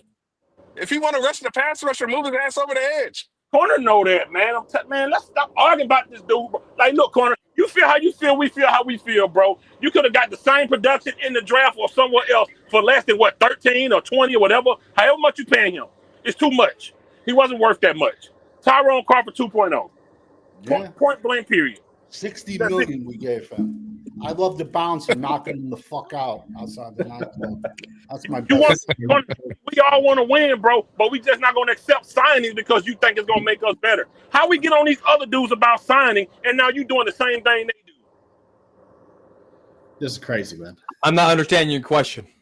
We get on these other dudes who rant and rave on Twitter when we pick up certain guys, and now you doing the same thing they do about all these. Let's start up here just try to make a point about bump running backs. You missed what I said earlier. I said, am I happy about all these guys? No. But they're making an effort. They're making because if they had the same offseason as last year, all hell. I don't think Frisco would exist. They'd burn that fucking place down. Right? But now they're in their realms of what the Cowboys do, and they've been more active than just last year. And we're going to shit on every signing. I get it. Not every signing's Aaron Donald. Not every signing's fucking Patrick Peterson. I get it. But it sets you up to go draft BPA, and that's how the Cowboys have always went about it. That's just what it is. How does Miles Sanders set you up to draft BPA? Because here it is. You ready? Yes, I'm ready. You got Javonte Williams. Now you just signed Miles Sanders. Now you got Deuce Vaughn. So you can still get. Wait. No. Oh my God. Listen. Go ahead. Can I finish? Can I finish? Yeah. Can I finish? Go ahead. Okay. It's like y'all forgot how to build a roster. It blows my mind. So we'll just talk about it in the preseason when we build our 53-man roster. Some of these guys that we signed ain't going to be on it. So hear me out. And this is why they're not going to be on it. So you can still go draft you a running back. We've been talking about this in the third, fourth. All these running backs are there, right? That's what Savage been preaching, right? And this is not a knock on you. I'm just saying. This is what you've been saying, right? All 7 rounds. All 7 rounds, right? So you still draft. You can still go in any round you want and go get a running back. Just because you picked up Javonte Williams and just because you picked up Miles Sanders and just because you have Deuce Vaughn on your team doesn't mean that it stops you from drafting a running back. What it means is you bring in the rookie running back, your second string running backs between Miles Sanders and Javonte Williams. That's healthy competition. Do we forget how football works? It's competition. You know Dallas values its draft picks, whoever it is, and they're going to keep that draft pick over the free agent. Yes. And those two guys. Right, but Miles Sanders and Javonte Williams are on the cheap. So what does that solidify you? The best man wins that second string running back. So if your rookie gets hurt, your backup is going to play decent. That's how that helps you. When you go trade for this corner, when you go get Sanborn and Murray at the linebacker spot, you can still go get a linebacker because it's your depth. It's the competition at the second depth of your level. When a guy taps out and he needs a breather, Murray can go in there and go get a couple of snaps. But it looks like Murray might be the Mike starting linebacker at the end of the day. I can't help that. That's just what it looks like. That's how this right here builds the foundation of you building through the draft. It's like we forgot that. Hey corner. How about getting two run? What we said? A speedster and a big back. How about getting 2 of those in the draft and not bringing in these guys for cheap? We have to come out of this draft. But was that an option or not, corner? Well, you're willing to double dip in the draft, right? But you know that we need wide receiver help. We need O-line help. We need interior help. We need edge help. We need linebacker help, corner help, and safety help. And guess what? I don't want to double dip. I don't want to double dip to do that. I want to get the best player in that round. The theory is, so if you need milk and you go to the store and the milk's expired, you're going to say fuck it and grab it anyway. We all know what this team needs. But every other team needs the same things. But every draft is not the same. There's strengths, there's weaknesses. So that's like saying let's trade up to one for a quarterback this year. It's a horrendous quarterback draft. It's a very, very below average offensive tackle class after maybe like 3 dudes. So how are you going to say, okay, you might have a running back graded in the 2nd round, but we have an offensive tackle who's a 6th rounder. We have him graded at 6th, but we're gonna take him over the 2nd round rated guy? No, I understand everyone's frustrations. Trust me, I do. But every 30 to 31 other teams are gonna go into the draft with the same things that we're looking for. A lot of them. Yeah. But if that talent is not there, that's like you go into a restaurant and you want fish, but the waiter goes, I'd recommend the filet mignon. You know what I'm trying to say? Every draft has weaknesses and strengths. So just because you need a certain position, but it's a horrendous draft for that position, you don't go out and waste a pick for that. You pick from the strengths. And now if you double dip, now even triple dip, what is that? That's in your pocket when another team calls you up and wants it. Listen, it is what it is, man. It's a below average year at some positions. So you just can't say hocus pocus, let's get an offensive lineman, even though the ones on the board are horrendous, and yet there's a monster defensive end staring at you. But if that defensive end is rated higher than the tackles on their board, they're obviously going to go defensive end because that's best player available. And if that defensive end ain't there, you can still go get a defensive end later, and you still got Dante Fowler, you still got Nealon, you still got Sam Williams there. Like it's all about strengths and weaknesses on your roster. right? And it's all about building the competition. That's why when I talk about guys like Solomon Thomas and this corner that we just drafted who got torched by Kansas City, but that's going to be good competition for a guy like Kalen Carson, who didn't have the best rookie year, I thought, and they just threw him out there in the fire. That's going to help guys like that. How is a guy that wasn't active for 75% of Buffalo's games going to help someone? Active do we not watch preseason games? Do we not watch training camp? They just go out there and stretch and not have any competition at all? Do we not know? What is competition when both dudes are garbage? The best man wins. How do you know they're both garbage? Terrible. How do you know they're both garbage? Josh Butler, who was having a tremendous year, tore his ACL. The guy was a nobody. You have to let shit play out. How do you think what's his name from the Broncos running back got his spot? No one fucking paid attention to fucking Terrell Davis, but he made one play on special teams. Now he's a Hall of Famer. Sometimes you gotta let shit play out, and sometimes it's gonna work, and sometimes it fucking ain't. It's like anything in life. Period. It's like with anything in life. And this ain't the end of free agency. Even after the draft, that ain't the end of adding players. You still got post-one cuts after that, or you still got the 90-man cuts and stuff like that. This is the NFL. Right. Because post-one cuts, after that, that's when they're going to wake up and bring in better talent. Right. Got you. Yo, listen, mark my words. Nate Dogg, take it down. November, corner going to say he was wrong. Mark my freaking words. And what happens if I'm not? None of y'all are going to say anything about it. No, mark my words. He's going to say wrong. I call strikes involve balls. I told y'all Osa wasn't overpaid. There's proof in the pudding, and y'all still can't admit Osa wasn't overpaid. Corner, you missing out with corner about Osa. You missing. You talking about corner doing exactly what these guys do about that. You missing out with corner. We're talking about the production. The production. It's the same argument that Osa gives us. You can get in free agency. You can get in the draft. Osa don't produce at his position for what he's supposed to do. You doing the same thing when guys doing and talk about Dak money. We talk about production. Osa is basic. He gets bullied. He don't do Milton Williams looks basic on his stat sheet. He's bad. Who that? Who you said? The guy everyone wanted over Osa looks pretty basic on his stat sheet. Almost kind of mirrors Osa's stats. Oh, good Lord. Who you talking about? Milton Williams. I don't even know who that. See, here we go. This man. I'm just saying. I'm just saying. I told y'all. I told y'all who he's turning into. I told y'all he's doing the same thing they do. He's turning into them. How much y'all? Corner, how much do you think Milton Williams' contract would be? He got $26 million a year. Overpaid. He's still really saying that to make your point. That's it. The same point these guys make about Dak getting this money. This dude making the same point about Osa. And when we talking about production, here we go with Dak again. We talking about production.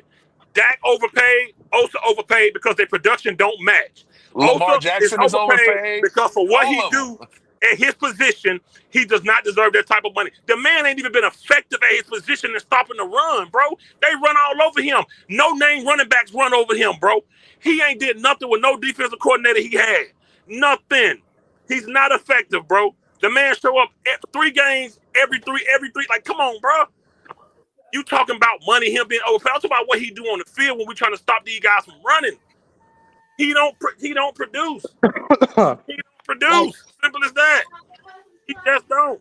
I was a little high on him his rookie season just because they made him play every single snap in preseason, and then he played like the majority of all snaps during the season, and then we made it to the playoffs that year, and he was just non-existent by then. So I'm like, you know what? Every rookie hits the rookie wall, but he really hit the rookie wall because we just just gave him too many snaps. So I was like, all right, let me see how he is year 2. I just saw a guy that vanished the second part of the season and just could not stop the run. That's just my 2 cents. You know.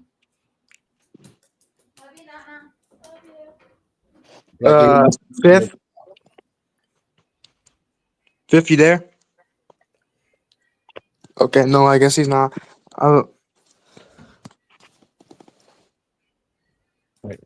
You got to I'm, be able to stop the run as a defensive tackle, man. bro. Primary job is to stop the run. That's what I'm tripping on, man. Like, bro, we ain't done stop nobody. You just paid the man who contributed to the BS, and we happy about Osa getting paid when he. Come on, bro.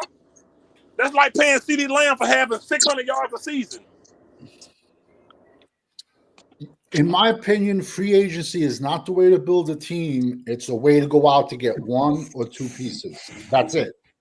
That's it. And you draft, and there's also undrafted free agents that you invited. But I mean, that's just my 2 cents. I can't see 8 million for an edge. I'm sorry, I can't. If I'm gonna be honest, bro, like I said, I don't know if I said this already, but I prefer instead of us signing all of these players, if we just combined it into 1 or 2 impact guys. And sign them for That's just 5 me, though. something like that. All these 1 year. How we gonna build a team? We're gonna be right here next year because they got 1 year. So how we building a team? They all on 1 year deals, bro. That means we got to start over again. I don't understand how nobody is seeing this. We got to start over again because we signing these people for 1 year. I've been yelling about 1 year contracts for years, man. I don't understand. Like I want to win. Like hello, the far as way as we are from winning, how could anybody be okay with what they're doing? And we're so far away from winning. Listen, I'm gonna be honest with you, man. You'd have been better off giving that money to Brock Hoffman and signing him long term, for like 2-3 years. Nah. Do you think they're gonna even start him? Do you think they'll draft O-line though? They're not. It all depends if somebody falls to you at 12, but it's a very below average offensive line class, in my opinion. A very, very, very below average offensive line. Are there any right guards that you like in the draft? Because we have left guard. We don't need that, but we need a right guard. He's not mine, but the number 1 right guard is Tyler Booker out of Alabama. I'm good. 6'6", 360. Crazy. I actually watched him play football in Jersey as a freshman. Then he was that big as a freshman, no joke, in high school. Wow. And then he transferred. He played for Bergen Catholic. Then from there, he transferred to IMG for 3 years, and then he went to Bama. The thing with him is, bro, he has everything. The tools. He just gets crazy sloppy with his pass blocking skills. So I don't know about you though, but like it seems like most Alabama O linemen, they tend to bust in the league. So that's why I don't really think he's a good idea for us. I don't know. Just basically the last few years, Landon Dickinson, who Philadelphia drafted, who has no ligaments in both his knees, who's a center, and they transferred him over to guard. He's played good, and J.C. Latham had a decent year with the Titans. But besides that, like I agree with you 1,000%. Alabama offensive linemen have been straight trash the last few years. Get a Big Ten or Notre Dame offensive line. Those are the schools that produce O linemen. All the Notre Dame offensive linemen transferred to Corner. Let me ask you this, man. I'm serious. How could you build when you signing these veteran 1 year players? How could you build a new team? We talking about rebuild. You can't rebuild with 1 year guys. So I'm really asking, how could you do this when this is the method that they've been using for decades? We sign people for 1 year every time. How can we build a team if we keep doing this over and over? The reason why it hasn't been working at least the last 3 years, you look at the draft, they haven't drafted well. So they have to get better drafting for this to work. Period. You just have to. And I hate that Will McClay got extended. I mean, you look at, God, I remember when he brought in guys like Nolan Carroll and Dontarian Poe. Those guys didn't even make it to see week 6, right? So I don't know why. I don't know where Will McClay gets all these flowers. I think those flowers are dried up because I just don't understand it. I can't go with this draft mindset that these guys have because their offense or their off-season strategy has to work if you're hitting in the draft. And I'm not talking about all 7 rounds hit. You have to at least hit in the first 4 rounds for this to work, because those 1-year guys come out. You establish that rookie coming into the second year. You get more first round guys. You get more rookies in here, and you just keep building that. And then next thing you know, now you have to make decisions. Okay, do we go pay Tyler Smith? Do we go pay Micah? Do we go pay? That's how that works. But if you're not drafting right, this doesn't work. They have to draft right. That's the only way it's going to work. Yeah, that still don't. I hear you, but that still don't make sense. How signing 1-year guys now make any sense when we are in the rebuilding stage? We didn't need none of these guys, bro. Everything should have started over from rookies and young guys. If we rebuild it, start everything over. Okay, you sign Osa, cool. Osa's still young. We didn't need those 2 running backs. We didn't need that. Get you one in the 2nd round, 3rd round, and get you an undrafted running back, because there's going to be some good ones that don't get drafted too. So I'm talking about being young. Why are we wasting time with these other guys for 1 year? If we truly rebuilding, then let's rebuild. This is pointless. Now if you're going to sign Olsen Parsons, let's build around them. Why are you bringing in these running backs? Don't we need safeties? Like, what are we doing here, bro? I'm surprised both of them safeties are still on the team. I'm surprised both of them. This ain't a 53-man roster. The Cowboys are trying to build a 90-man roster. So I'm okay with bringing in those 2 running backs. You can still go get a safety. I think, who was that guy that played for the Jets? He's 30. He wants to come to Dallas and play. You can still go get a safety in free agency. You can go draft a safety. You're not building to 53. You're building to 90. So get the many guys as you can here, and let's go have competition and then build the best 53 out of that. Are you saying Jamal Adams wants to come to Dallas? I hope you ain't talking about Jamal Adams. No, it ain't Jamal Adams. Well, no, he's on the Titans. You did say Jamal. Mills? Is it Mills? I don't know. You said it. Mills? I'm not sure, bro. From the Eagles? No, he's on the Jets. He's a free agent from the Jets. I'm saying Mills used to have the green hair. No, he's 30. I'll look it up here in a minute. But you're not building a 53-man roster. You're building a 90-man roster. Bring safeties in here from free agency. Get these linebackers. Get some more O-linemen. Get this here, and let's go put the best 53 together. That's why I'm okay with these 2 running backs, because it's all going to be competition at the end of the day. But, bro, what? Never mind. Okay. Now I'm going to go figure out who the hell this safety was that said this shit. It just don't make no sense. It just makes no sense to me, man. It makes no sense to bring those 2 guys in, man. I don't know what they're doing with the running backs. It makes no sense to bring in those 2 guys. So let me get this right. Hold on, Fifth. Hold on. So you got Hunter Lemke, you got Deuce Vaughn. That's the only running backs that you have here.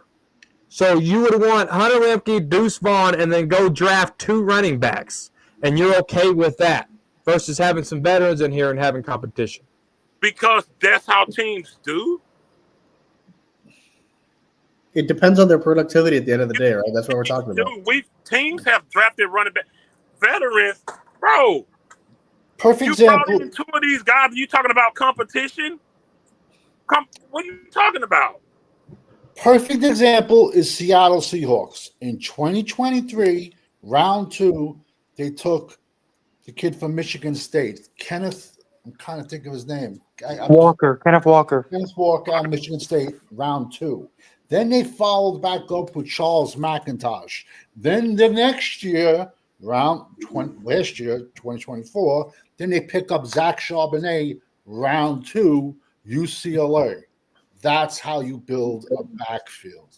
And when this is our strength, when running back they're just falling off trees, there's that many of them.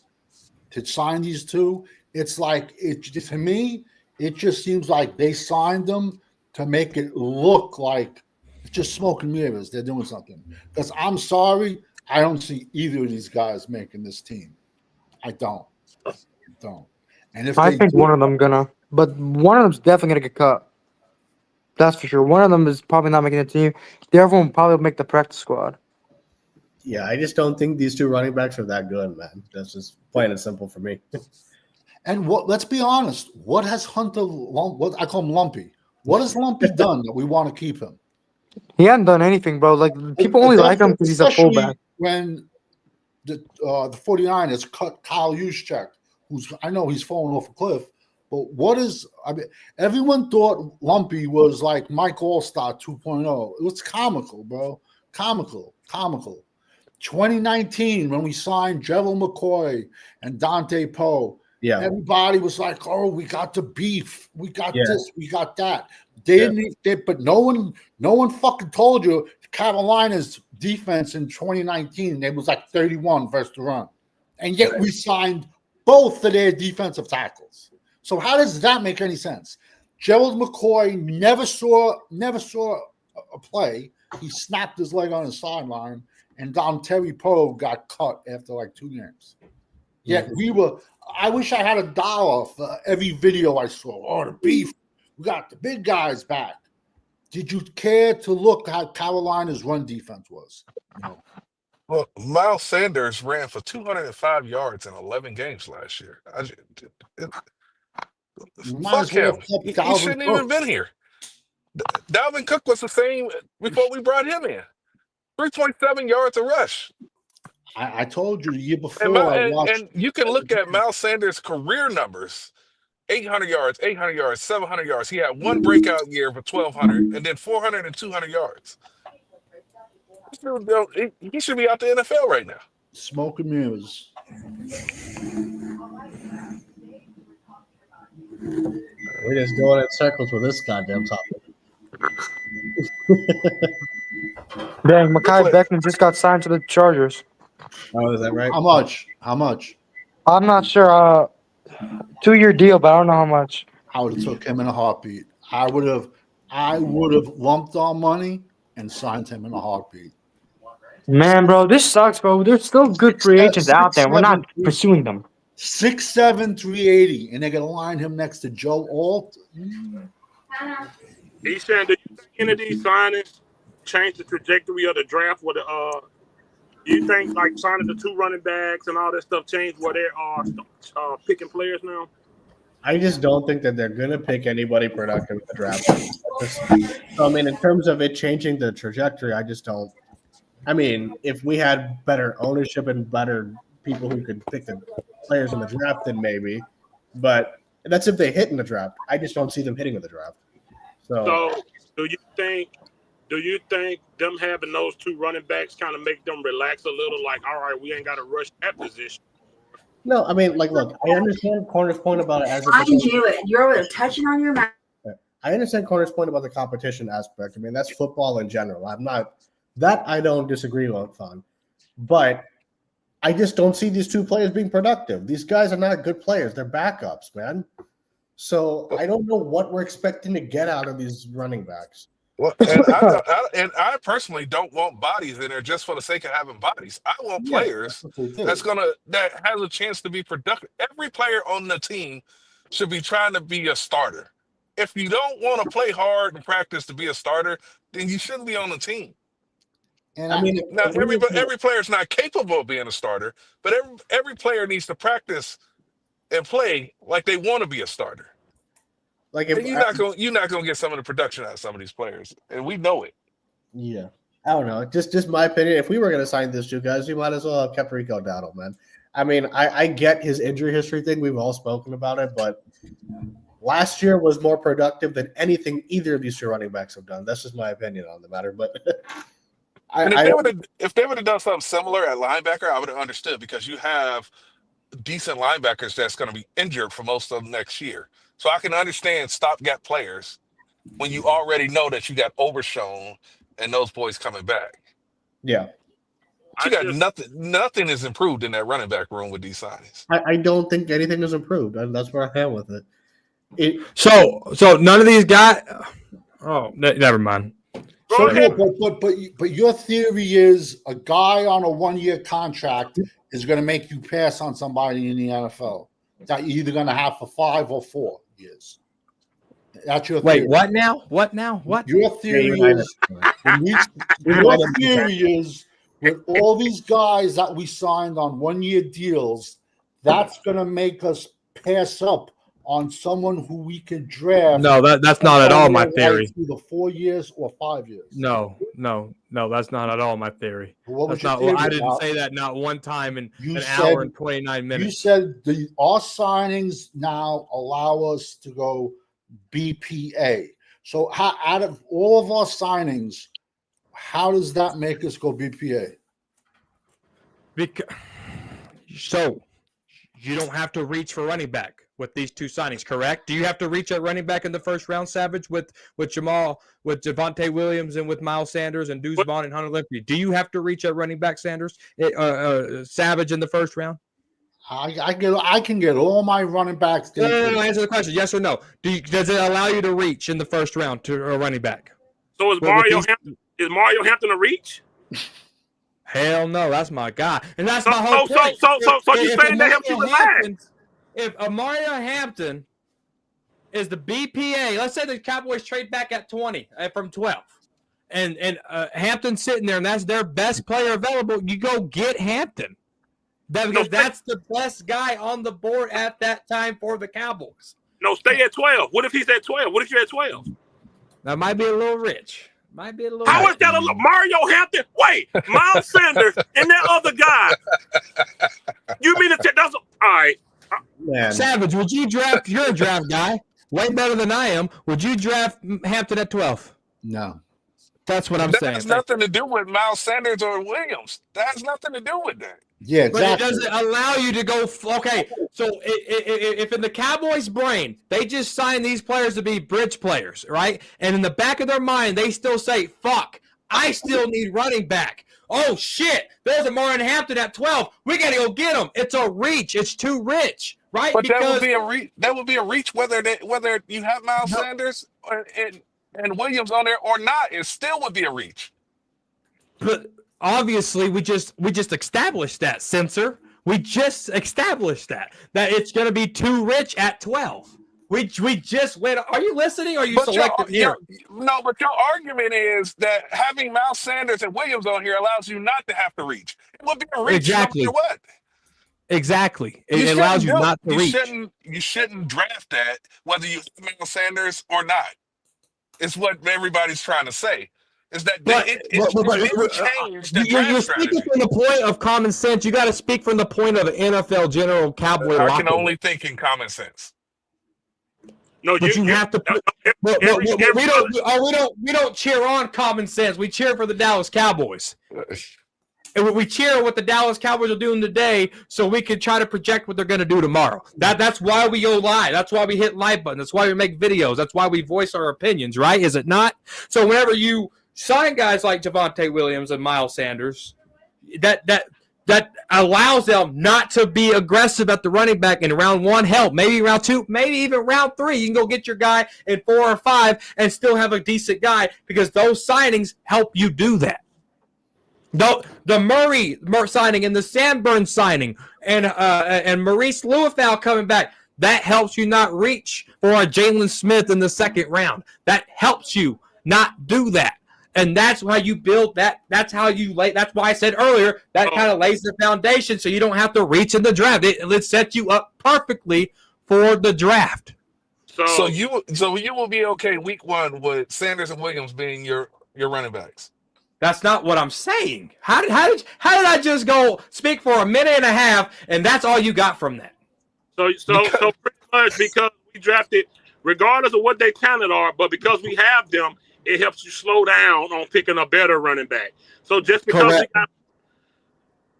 no matter how the talent is, even if they garbage, that's a number 2. Even if Miles is a has-been or Williams is a has-been, the fact that you got them, you don't have to put so much emphasis on the starting running back now. So when your starter go down, you're missing the whole point. It doesn't force you to reach. It doesn't force you to reach. In the first round, if you stick at 12, you're not going to go running back because you only have Deuce Vaughn and Hunter Lumpy on your team. If you don't have Javonte Williams and Miles Sanders on this team and you just have Lumpy and Deuce Vaughn, you kind of force your hand to go get Hampton or Genty. It kind of forces your hand to do that because you don't have shit there. No. Yes, it does. Yes, it does. So because I got a 1979 Beetle that barely works, I don't need to get a new car. Okay, let me just sum this up with this. So since we all know who the Cowboys are going to draft here because all this is happening, right? So who are the Cowboys picking number 12 overall? Since we know all this, who are the Cowboys picking? Exactly. That's why this lets you do that. It keeps the competition, 31 other teams on edge because they're like, oh shit, they filled in these running back spots. They did this, they did that. I don't know what the Cowboys are going to do here. It keeps you in line with not being predictable. It really does, and you don't have to overreach. Like, thank you, Mar Jackson. He's understand. It keeps you from reaching for a certain position. Actually, it's the opposite when it comes to undrafted free agents. Now, if I'm an undrafted free agent, because there's only 7 rounds, and there will be undrafted free agent running backs that make teams and start. But now, if I'm an undrafted free agent running back, I'm going to listen to what my agent tells me. If I have an agent and I look at Dallas's circus and I see 17 running backs on their roster, am I going to sign with Dallas, or am I going to sign with maybe the Giants that have 1 running back on? Wow, Zabit, you went to the 8th round. I'm talking about rounds at least 1 through 6. You went to the whole 8th round here on me. Wow, you took this for a wild turn. I'm just being honest. Who gives a flying rat's ass about an undrafted free agent? That just shows you know nothing about football. What? We're talking about the draft. Everybody not the undrafted guys, not the 8th round guy. Mark Tuinei, undrafted free agent. I know you never saw these guys play. Nate Newton, undrafted free agent. Some of these guys you're talking about, man. I'm you're not understanding what the fuck I'm talking about. I'm not talking about in this point in time. We're not talking about the 8th round, Savage. Obviously, I know the importance of the 8th round. What I'm talking about is when your backs are against the wall and you're drafting somebody in the 1st, 2nd, or 3rd round, you don't have to go reach. You don't have to go reach. I understand where you're coming from with your theory, but the guys we signed. I just don't understand how we went from the draft to the 8th round. Barry Church, Cole Beasley, Tony Romo. These guys came from the 8th round. I get it. Tony Romo almost signed with the Broncos. You just said undrafted free agents don't count. In this conversation, it doesn't count because we're talking about competition at. I just said it. Rounds 1 through 6. We don't. The 8th round is going to be the 8th round. Period. But I'm talking about how this sets up the Cowboys to go draft. I don't even know why we're talking about undrafted free agents all of a sudden. Blows my mind. We're talking about your top 100 players. That's what we're talking about. I don't understand how has-beens makes you relax at a position. But anyway. Oh, my God. I can't see how guys on a 1-year contract make you pass on someone in the draft. I don't understand. It doesn't. If it's best player available, then you take that guy. Whether it's running back, O-line, linebacker. Because these guys are on this team, it doesn't give a fly. It leaves you comfortable to go get whatever the fuck you want that you think is the freaking best. All right, but let me ask you a question. Besides Micah and Lamb, when have we ever gone BPA? Never. They go BPA every time they go draft. That's how do you think we got all our linemen here? That's not true. Travis Frederick was a 3rd round pick. Travis Frederick was a 3rd round projected pick, and they got him in the 1st round because that was the best player on the board. Tyler Smith. That was Travis Frederick. Now, Tyler Smith, no, everyone had him as a 2nd round, right? But guess what? Tyler Smith was the best player on the board. That's why they drafted him. Cowboys are known to go BPA. They do these 1-year contracts to go BPA. Do y'all not listen to the press conferences? Do y'all not pay attention to the trends? So last year, when we entered the draft with no left tackle and no center, we were going to go BPA. And they went, Tyler Guyton, left tackle. Yes, they did. So Tyler So Guyton was not the best player available when they drafted him. How do you know that? Are you looking at the Cowboys board? How do you know that? How can you sit here, Censor, and confidently say that wasn't the best player on the board? You seen their board? Because I know that he wasn't the top 32nd player in the league. So that's not how boards are built. So Kelvin Joseph was BPA? Yes. Man, get out of here, man. Get out of here, bro. Come on, bro. You know Kelvin. You know damn well. You know all field issues he had. He got tossed out of 2 colleges. Tell me this. Ask me this question. Y'all want to be all laffy daffy? Where did the Cowboys rank him out on the board? Do you know? No, you said BPA, not what they ranked him. BPA. You said BPA. Obviously, you know best player available. Obviously, there's a board that's a player's ranked that to go BPA. People, come on. Creed Humphrey. He's an on your board. No, I'm talking about the anyone that Cowboys watches board. football's board. On your board. I'm talking about the Cowboys board. Well, we really fucked if you're talking about the Cowboys board. You're making our point. You making our point. We don't make the draft picks. You're making our point. They draft, they pick, and they go in free agency and they do a terrible job. If your best player available is Kelvin Joseph, you stink. You stink if that's your best player available. You stink. 3 teams traded ahead of us and drafted safeties because they know we wanted safety. This is crazy, man. What's the other one I'm talking about? That's the strategy I'm talking about. Now you're speaking my language, Savage. And then they took Kelvin Joseph when all-pro center was sitting on the board. Those safeties, the Cowboys knew, or they knew that the Cowboys needed that safety, right? So they jumped ahead of the Cowboys and got that guy. So what does that do? That takes those players away. Dallas goes into their draft with a blind man knowing their needs. Exactly. That takes their players away, right? So, bam, one player's gone. Bam, one player's gone. Bam, another player's gone. Now they're up to pick. Whose name was right there? It wasn't fucking Murphy. Whose name was it? Say it with me, everybody. Kelvin Joseph. That's not a flex. That's not a flex. That's terrible. That's horrible. Am I saying that that's a flex? What's the other one? Y'all are talking about the way y'all draft. I'm talking about what the Cowboys do. Exactly. We're speaking 2 different languages. I got to speak on what I think the Cowboys do. I can't go in La La Land. I can't go in La La Land and wish upon a fucking star when it comes to these, and pun intended, I can't go to La La Land and wish on a fucking star. I got to put my brain in their fucking brain, and it's fucking complicated. So now that we know you're the ambassador for them and we don't have our own opinions no more like you used to have, because now you're saying instead of talking how I'm talking how the Cowboys talk. We've been knew that. That's how you've been for the last 4 months. So now that you're their ambassador, it's no need to go back and forth with you, because what we do over here is what they do different from them other channels. They speak like Jerry. Now you speaking like Jerry. We were different here. We were the outsider that spoke for the people that wanted to hear the truth. You speaking for Jerry now. We don't do that over here. We've never done that. So now that I know you're speaking for how they draft instead of what we should have did, it ain't no need to go back and forth with you. So I'm gonna change something and go to Eshan. Thank you. Christ, go ahead.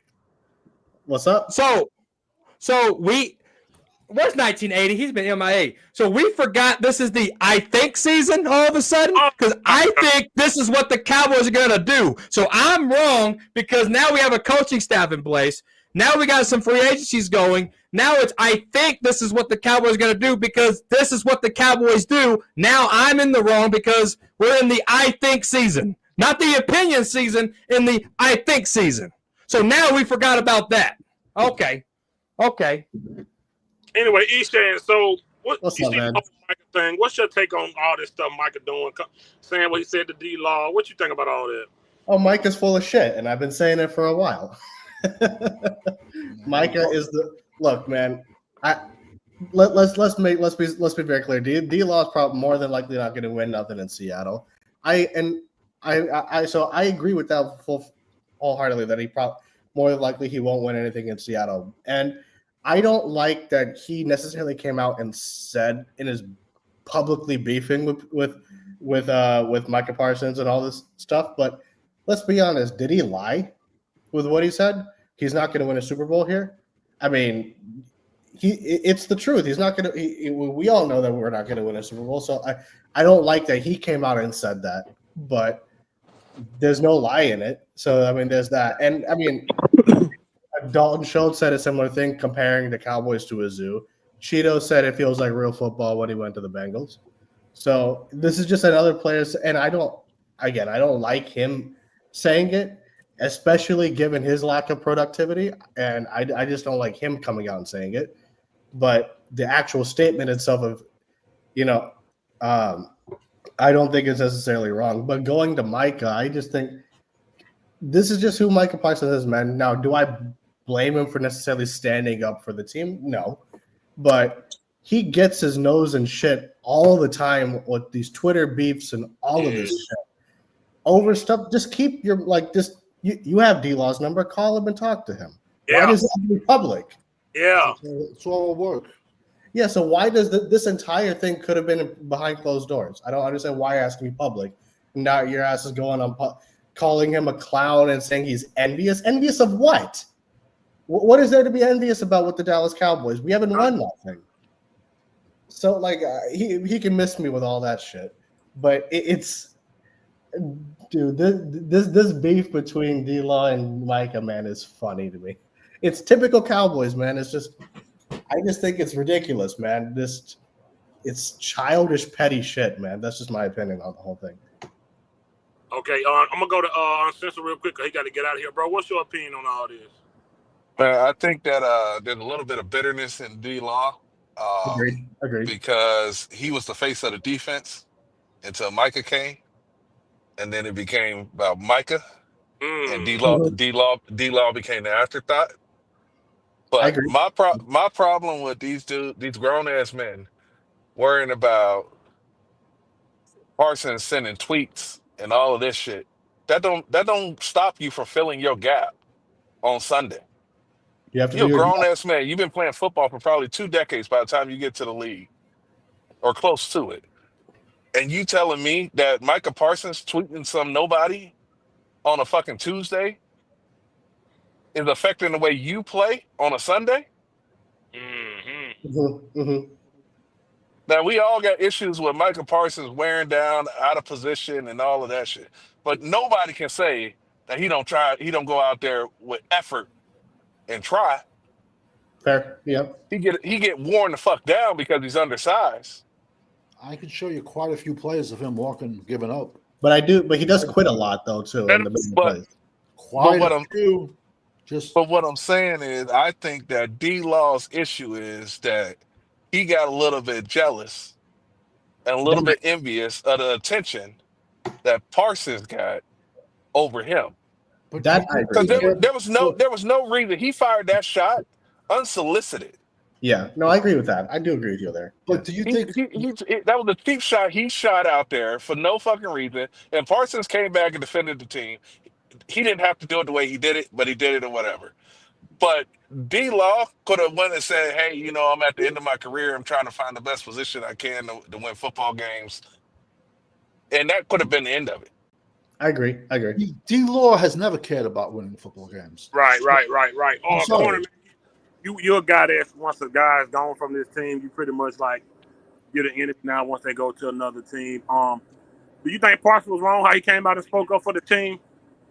Hell no. He said he wasn't. He said it earlier in the show. Hell no, he wasn't wrong. Because Micah Parsons didn't start this from going public. The Seahawks channel did and how that went public was because of what D-Law said. So D-Law said that, the Seahawks put that public. So now it's public. So if you don't like it, tell the Seahawks social media team to take the shit down. Take it down. And so Micah, it's already public. So Micah voiced it out publicly, which he does a lot on. I like the consistency, Micah. I like that. And not only do I like that consistency, I like the fact that you take up for that star, dog, because that's what the fuck matters. Well, I mean, I agree with. Okay, it's already public. I'm not disagreeing with that. I'm just saying in general for both of them. And Eshawn, to answer your question too, he's envious because the Cowboys didn't offer him a contract. No, I mean, I understand that, so I'm not disagreeing with that. And I agree, D-Law should not, I mean, to Uncensored's point, he basically just willingly just gave a cheap shot at Micah in the Cowboys. I get that, and I disagree with him doing that. given how the last time. Like, look, if you're still holding on to a play from your rookie season in the playoffs, you can miss me with it. So I agree with that, and I just think between both of them, D-Law could have said it. I just don't think he had to go out and say that publicly. Is my only point. And so it's just them two as grown men going back and forth. I just think it's childish bullshit. That's just kind of what I think. But that's where I like what Micah did. This just proves the point that these guys aren't really friends. No, of course, yeah. I mean, that point, all that crap they behind their brotherhood, that stuff not real because Diggs immediately came out like he been waiting to say something about Law. Like he immediately, he deleted the tweet, but the mere fact that families, like Uncensored said it earlier in the show, that families are going back and forth, like CD's family, Dak's family, now Micah. You don't see that on any. Like I don't know any other team now that where their entire families are beefing. I don't know that. It's a clown show. Crazy. It's a clown show. I don't have a problem with Parsons coming out saying that because everybody on that D lost the guy that sat on national TV and said we were tired. Yeah. He's the guy that did that. I don't know nobody from that defensive front from the 90s, but I doubt if they would have came out and said something like that. They were way bigger than these guys. Agreed.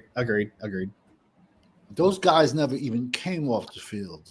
Guys in Dallas will come on and off as they. It was D-Law saying that we were tired in the wild card game, and then his ass was like, "Oh, you all can go home and enjoy Thanksgiving after the Charger game that you constantly talk about." Fifth. So I just think it shows your character. When you say something like it's unprofessional and it shows who you've been this whole time. Because why would you say, let's be honest, I'm not going to win a Super Bowl here. You're not going to win a Super Bowl in your career, brother. Yeah. And then you tell Parsons, maybe you stop tweeting we will win. Bro, that's so different. What are you talking about, dude? It's petty. I agree. Parsons has had a better career than you in his short stint here. Say that again. Statistically, Parsons has already had a better career than you, and he's a smaller guy than you, bro. I didn't like that, man. I didn't like him saying it was unnecessary. It was unnecessary and unprofessional, man. The Joneses have stuck by you through foots and backs and ankles, same way they did Randy Gregory, man. And I didn't like that, brother. Like I was done with, I made video that year. He threatened to have the back surgery and sit out. Like he's always been an unprofessional guy and always just saying ridiculous stuff, man. I didn't like him saying that. It was unnecessary, bro. And the Joneses got their issues, but they taking care of DeMarcus Lawrence. That's true. Yeah. If there's any defensive end they taking care of, it's that dude right there. And everybody that's been around know. And I don't like him saying I'm obviously not gonna win a Super Bowl here. That contract got you talking. Parsons did the right thing. I stand by Parsons for saying what he said. I get what you're saying. He's saying go on the phone, but no, you did it public, so I'm gonna do my public. You talk about my team public, so I'm gonna come at you public. And it was clown stuff, bro. You don't do that. That's and my short stint I've been here, I had a better career than you already. So I don't care about politics behind it. I don't care, man. I don't care, bro. That just was unnecessary. You don't do that right then and there, bro. You do that when you go to another team. That's like getting a new girlfriend and talking about your ex. You was with her that long. You didn't hate it that much. Now you got a new girlfriend. You want to talk about your ex. Nah, it was suck. It was clown stuff, bro. And you finna go there and you ain't finna do a good of a job you think you about to do. Since Randy Gregory left the Cowboys, we ain't heard from him. He been seeing the team. And about to go do that. The tank empty on him too, man. It was just tasteless and unprofessional as a guy that been taken well care of by this organization, man. That's fair. 100. That's fair. 100%. And I think Dalton Schultz's comments, Cheeto Bayawuzie's comments are nothing. This was a shade on everybody, including that star. This was a lot more personal shot toward it. 100%. Oh yeah. I agree. Oh yeah. Like I can't get mad at what Dalton Schultz said. I took a tour. It is kind of like that. You know what I'm saying? Yeah. No, and then Cheeto Bayawuzie came out and said it feels like football here. Cole Beasley said they got better training facilities. Now reports are coming out that the Cowboy players don't feel like they get good enough treatment in strength and conditioning.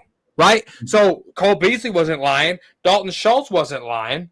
Cheeto Bay wasn't really lying because Cowboys get the spotlight. They're the most talked team We fucking had a losing record. We're picking 12, but ESPN can't stop talking about us. That's what Cheeto Day's talking about, right? And so D-Law ain't lying, but it's you gave 11 years for you to go out like that to burn that bridge? Yeah. Right. No, I agree with you. I mean, in that respect, I don't think he should have warranted and said it because it felt personal when he said it, and I just think that's a low blow. It's a cheap shot. He came at the team. He came at guys he went to war with. Schultz and all those guys were talking about the facility, what goes on around it. They didn't come at no players. They didn't come at like when you came at your guys. I'm not gonna win here. Why not? Because you contributed to that losing too. Right. How you put yourself on the outside of what went on like you was a guy that looking on? You played. You contributed to that Green Bay game. You contributed to that San Fran. You played. You was there. And you acting like you weren't part of that, bro. That was just bad to say. It's different than what those other guys said, man. Like you said, guys come out talking about the treatment. They're talking about facility. Other guys talk about it just feels like football at other places. You have a taster's comment, well, it's, clearly I'm not going to win a Super Bowl here. Wow, really? Don't wait to talk about a Super Bowl? You feed into what everybody else be saying. Mm-hmm. And that's all it is. I just didn't like it. 11 years here, bro. Treated well, big contracts. When you got franchise tag come on, bro. You made a lot of money. Jerry paid you a lot of money, even when I felt like he shouldn't. To stop the run. Yeah. No, I agree. I agree. A lot of money, bro. Jerry, you was a lifer for real. You was a Cowboy lifer. I thought you was gonna retire that 90 year. Honestly. I was surprised when I heard the news that he left here. So I agree. Money. I thought he was gonna retire here, man. I thought Tyron Smith was gonna retire here. Yeah. But at least guys don't come out and say stupid crap, man. Right. Tyron Smith didn't say anything like that, though. Well, Tyron Smith is a lot more professional than D-Law has ever been. So it was just disgusting to say to me, man. He's a yeah. It's sad. I didn't like it. I just didn't like it, bro. Like I said, I don't see no guy sitting on the couch from the 90s saying, "Oh, we were just tired." Right. No, of course not. Yeah. They didn't rotate them guys in the 90s, man. Right. Yeah. No, on the D line they did. They had 8 to 10 killers for the 3 Super Bowl years. We had 10 dudes that can start on any NFL team. Those 3 years that we won. It is a circus, man. It's sad, man, and it's bad they go out like this, bro. Like I hate it, man. This team is, man, like I say, this year, that's why I be so upset about those 1-year contracts. When will we build a team? When will we say if these guys are here for the long haul? When will we say that, man? Yeah. They have to hit in the draft. Philly lost the Super Bowl a few years ago. They built around their team, drafted better players, and came back and won one. Yeah. Say that again. They drafted better players. The Cowboys can't stop fiddle. They have to stop this bullshit. They have to change the philosophy of their draft. Quit getting the right kind of guy and give me the aggressive guy. I agree. I mean, the Eagles went and got all them fucking Georgia Bulldogs. And we're over here getting Marshawn Nealon, which I like, out of fucking Western Michigan. Go get me a fucking dog. That's the difference. The difference. They'll be there at 12. So what do y'all think? Do y'all really believe Super Bowl teams are built through the draft? It's a balance. I said, do y'all believe Super Bowl teams are built through the draft? Not solely through the draft. I mean, it's a combination, right, between free agency and the draft. No, not with free agency. I believe with free agency that gives you like 1 to 2. I mean, it's an additional boost. Mercenaries you build through the draft. No, I know. I'm saying. I mean, look at Cooper DeJean, dude, and that impact he made in that Super Bowl. Right. Yeah. Right. You know what I'm saying? Look at the defensive line that they went and go drafted, and all these other guys on that defense. Who was that one guy that just gave Pat Mahomes the shits in that Super Bowl? I don't keep up with those nasty, stinky Eagles. But there was one guy that just was all over Patrick Mahomes' ass, and because that's how you build. You build through the damn draft, but they can't keep fucking striking out. They can't keep taking chances on guys like Taco and Kelvin Joseph and Jalen Smith and all these fucks. They got to go out there and go get some fucking – it might be – let's go get 15 Michael Irvins in the draft. You know what I'm saying? Just go get somebody that's going to give you headaches but still Go get 15 Des Bryants. He had a lot of off the field shit. They had to go get personal bodyguards and mentors and shit. But he still showed up on Sundays until he got paid. But that's besides the point. Relax. No, that catch, no catch, messed Des up mentally forever. It did. It did 100% did. That season, he was hurt that next year bad. He came back early. He did decent that rookie year. He did okay. We was a run heavy team that year. We was a run heavy. Then they tried to turn Dak into a passer, and it was just it was downhill when they tried to turn Dak into a passer, man. Dez didn't have heart though. No, 100%. Dez wanted to win, in my opinion. The Eagles already good players what they drafted. They just added Barkley, and see that what they just saying about sprinkling free agency. You draft good, then you do sprinkles, and we don't draft good, man. No, not lately. Not lately. Mike, you my boy, and you cool, and I appreciate all the donations, but please be respectful to 88. Favorite receiver, and I do not do Dez Bryant slander on this channel. No, he's my favorite receiver. That's my favorite receiver of all time, man. I ain't gonna lie to you. And on VR, it shows your motion. When I'm quarterback and I throw a touchdown, I run to the end zone and I throw up the X. Yeah, I ain't gonna lie to you. I do that. Now I'm gonna tell Dez unblock you. I'm gonna tell him unblock you for that. I even do this. I even do the star with the gloves. Yeah, man. Yeah. That's what I do on VR. I don't know, man. Like, see, and that's the problem, man. That's why I'm so over this Will McClay crap, man. I agree. I'm so over it, bro, because they just draft bad, bro. It just be so bad. Like, what are we gonna get out of Nealon this year? I like what Champ said. Champ said put some weight on him and put him on the inside. Yeah, he's definitely. Yeah, but you gotta have him gain 40 pounds. I don't know if that's possible. That's unhealthy too. That fast, yeah. I agree. Well, they said Mozzie chose to lose weight on his own, which was bull crap. Yeah, that was a lie. That was Dan Quinn. Yeah, that was Dan Quinn. That was a lie. Oh, he chose to do it on his man. Please, cut it out. They gotta draft better, bro. They gotta draft way better, and they gotta start now, man. You picking that 12. Make that one count. Make that one count, bro. I don't care if it's a big defensive tackle, offensive tackle. You know what? I'll be honest with y'all. I don't care if they're going to get a big old receiver. I don't care. At this point, I do not care. Go get something that's going to contribute. Get CeeDee Lamb some help. We need every position. There should be one good player that slides because we all know it's like a fantasy draft. One team is going to make that crazy pick in the first 10 picks. I'll be honest with y'all. I'm not a big fan of Prescott, but I want CeeDee Lamb to have a dog on the other side of him too, man. I agree. If you get in free agency trade, I don't know. I don't care, bro. Get us another guy on that other side of CeeDee Lamb, bro. Free him. He got killed. CeeDee Lamb got killed last year, bro. Well, what blows my mind with that theory is we give him what, $140 million. So we make CeeDee Lamb the second highest paid wide receiver in the NFL. Yeah. Michael Irvin played 10 years. He played 4 with Alvin Harper. Can anyone name me who his other wide receiver was the other 6 years? No. Right. CD's not the man then. What? You don't think CD the man? He's the man, really? If you get paid $140 million, he's not Michael Irvin. Now all of a sudden you're wearing the 88, right? You're wearing the 88, you get a 140, and now all of a sudden, once you got your 140, now I'm trying to say is I'm comparing him to like Irvin.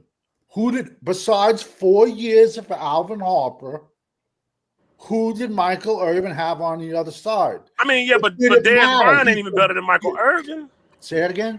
I said, but yeah, Dez Bryant ain't even better than Michael Irvin. We talk about Michael Irvin. Yeah, no, but I get that. I get that. But all I'm trying to say is it's like you throw 140 at a wide receiver, and now what? We got to go and we got to spend a first-round pick? Oh, I see what you're saying. I see what you're saying now. I have an issue with that. But you had to pay him, though. His production, you had to pay him. You had to pay him. Look what his production was.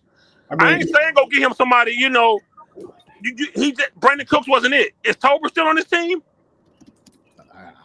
They not in. He ain't got nobody. You still got to have some decent talent over there. He just ain't got nobody. Y'all agree with this? He said Myles Smith is the worst player we've ever drafted. Y'all agree? I don't think so.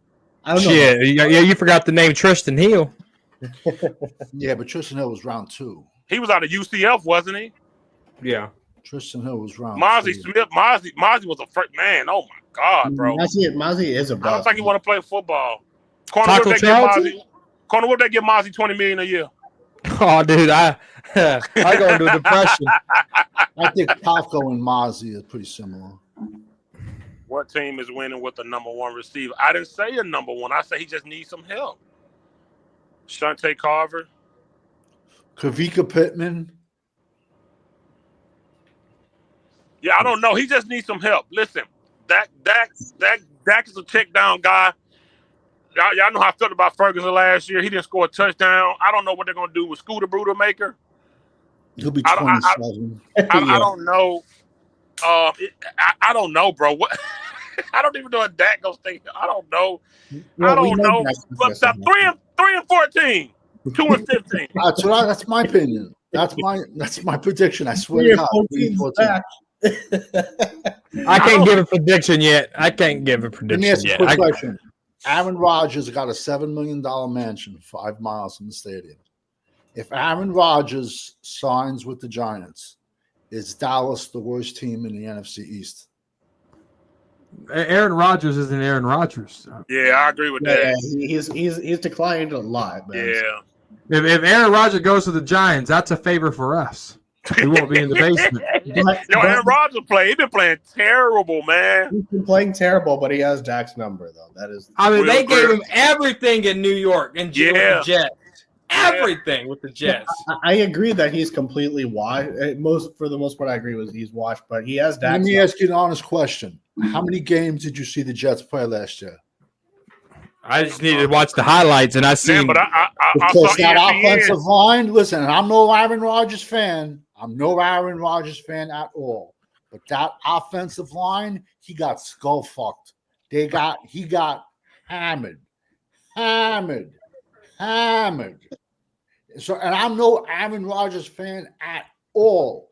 But when you have an older, less mobile quarterback coming off a torn Achilles, and you're running for your life, they thought Tyron Smith was going to be solve everything. They thought Olu Fashanu with his age of chance was going to be 20, who went round 1 with 20th pick, was going to solve it. The Jets' offensive line is atrocious. So I don't care who you would have had back there. They would have been running for their lives. Is the Giants' offensive line any better than the Jets? No, they got to throw picks at it. They would have, but I'll tell you right now, you're going to tell me Giants have no skill positions? Giants have better skill positions. They got Thibodeau. But no, I'm talking about on offense. I mean, they got Malik Neighbors. He like Joe Flacco. Yeah, that hurt, bro. He is. Dak, man, I'm serious. I'm serious. Scared. Joe Flacco, University of Delaware. But he had a great defense, man. Listen, we've had this conversation. Dak could win a Super Bowl. He ain't going to win one in Dallas. And we all know we want Dallas to draft differently, but unfortunately, the same people are making dinner at the end of the day. You know, so it's I don't know. I guess I mean, in my opinion, and I'm no Jerry Jones fan at all, but I think it's got to be now. It's got to be Steven and McClay that's in the crosshairs, in my opinion. Do we really think Jerry knows what day of the week it is? Come on. Let's be honest. And that's not like a cheap shot at the man. Well, no, I mean he's lost quite a bit mentally. Yes, I mean I think he knows what day of the week. I mean the guy brings in probably $1 million of income a day just from. He looks like a melted candle. And, I mean, he can look at you how he wants to look, but he's getting millions by the day. You have to have some type of incompetency to do that, and to keep your stocks in and have that same accountant in place, or maybe he changed account. Like I wouldn't say just because he didn't come in as a football god, He came in as an oil guy buying a football team. That's just what it is. Business Jerry, Jerry, he's is the best in the world. 100%. No, General Manager Jerry needs a demotion. No, right? Well, I said this the other day. Let's be honest. If Jerry doesn't hire Jimmy, we don't win anything at all. And you're absolutely right. You're absolutely right. That's the only thing he's ever done. The only thing Jerry's ever done was hire Jimmy Johnson. After that, it was the best and worst thing he ever done. I got a question for everybody before we get out of here. Corner, my first question for you is: do we put more talent, good talent, around the new paid defensive end, Odigizua? Are we going to build around that defensive front with him? Oh, you have to. You have to. I mean, you just have to. There's no way around it. Right. I agree with that. I agree with that. You have to, because you didn't pay him. Now you got to pay Parsons, and you got Mozzie there. You got Solomon Thomas as some backup. You got really no backup behind Mozzie. Like you have to go fucking do something. You can't sit there sitting on your thumb. Yeah, there's a shitload of big dudes. There's a load of big defensive tackles out there this year. I'm talking 6'5", 350, 360 kind of guys. It's a crazy defensive tackle draft, crazy edge class, crazy running back class. It just I can see them doing something stupid at 12. I can see them trading back. I could see, which could maybe not be a bad thing if your board is washed. It's just, it's like I said, we want different things, but at the end of the day, it's still the same people making these picks. But I do think someone's going to trade up for somebody. There's going to be a crazy pick, and then maybe BPA might be a wide receiver. BPA really quickly can be a corner, real quickly. I'm telling you, bro, that could be that's a sneaky need. I wouldn't mind that. And then a lot of people kind of pump the brakes on Trayvon Diggs getting traded, but I still think he's a day 2 trade. I don't think they're going to trade him this season, or what his contract's up in 2 seasons, I believe, right? So a team can pick up contracts. That's not a problem. No, I'm just saying, if they were to trade Trayvon, I'm just saying that they wouldn't do it when he's under contract. Is what I'm saying. Because they just gave him a 5th. They don't have a 4th, and they swapped some 6s and some 7s. So they still don't have a 4th. Somebody's not safe. The Cowboys are not going to go through the 4th round not having a pick 2 years in a row. I really don't think they would do that. That's a lot of picks gone. Yeah. And you gave up a 5th. Right. Savage, my question for you: in a perfect world, at this year, knowing where we are with this team, would you draft at 12 or would you trade back? And tell me why. It all depends what the board looks like. What my board looks like at 12. If my number 1 left tackle is there at 12, I pick him and I slide Tyler Guyton in the right tackle.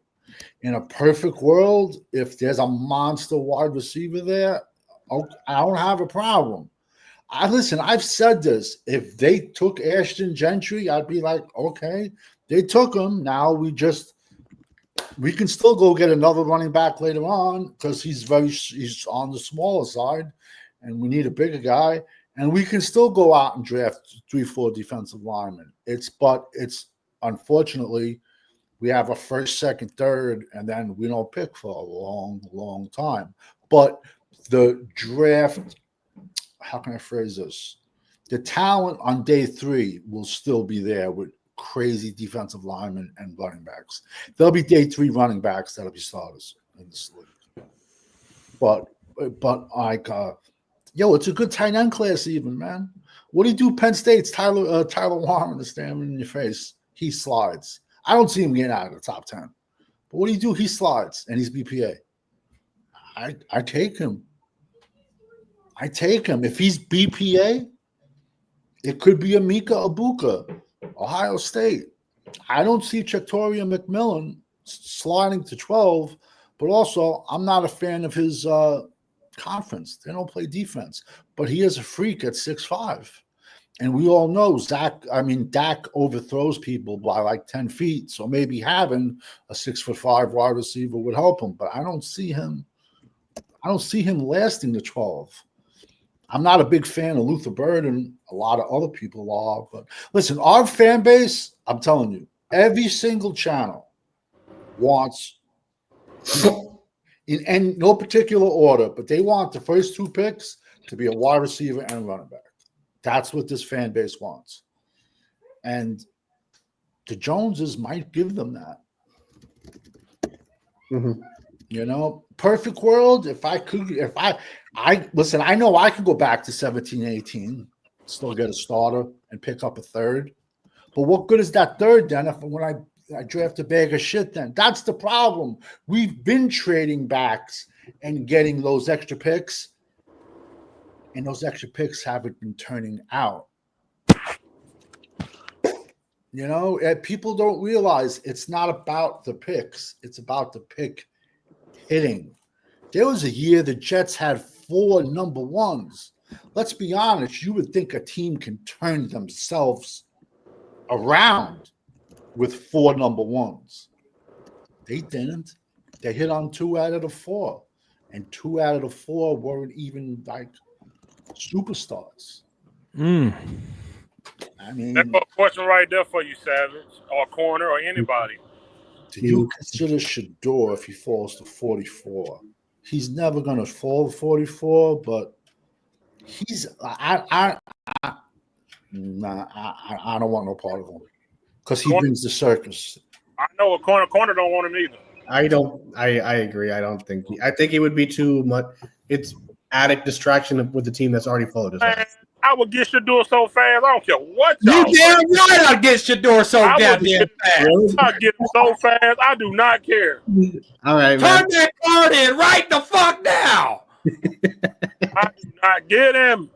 Listen, a lot of people they say, at the combine, blew their interviews and came off arrogant and stuff like that. Listen, I don't have a problem with Shador if his dad's the coach, but if you draft him, who do you think's going to be coaching this team? Who's going to be on the sideline every single game? Right, Dion. Listen, I said I said the brother Shiloh, 100% he's getting picked by Dallas State 3. Day 3. 100%. I'll bet money on it. And they're going to give him 21. And then all the idiots are going to go out and buy their jerseys. D-Shan, my question for you is, D-Shan, you woke up tomorrow and we traded Parsons for a first and a third. How would you feel? I'd laugh and I'd be happy, man.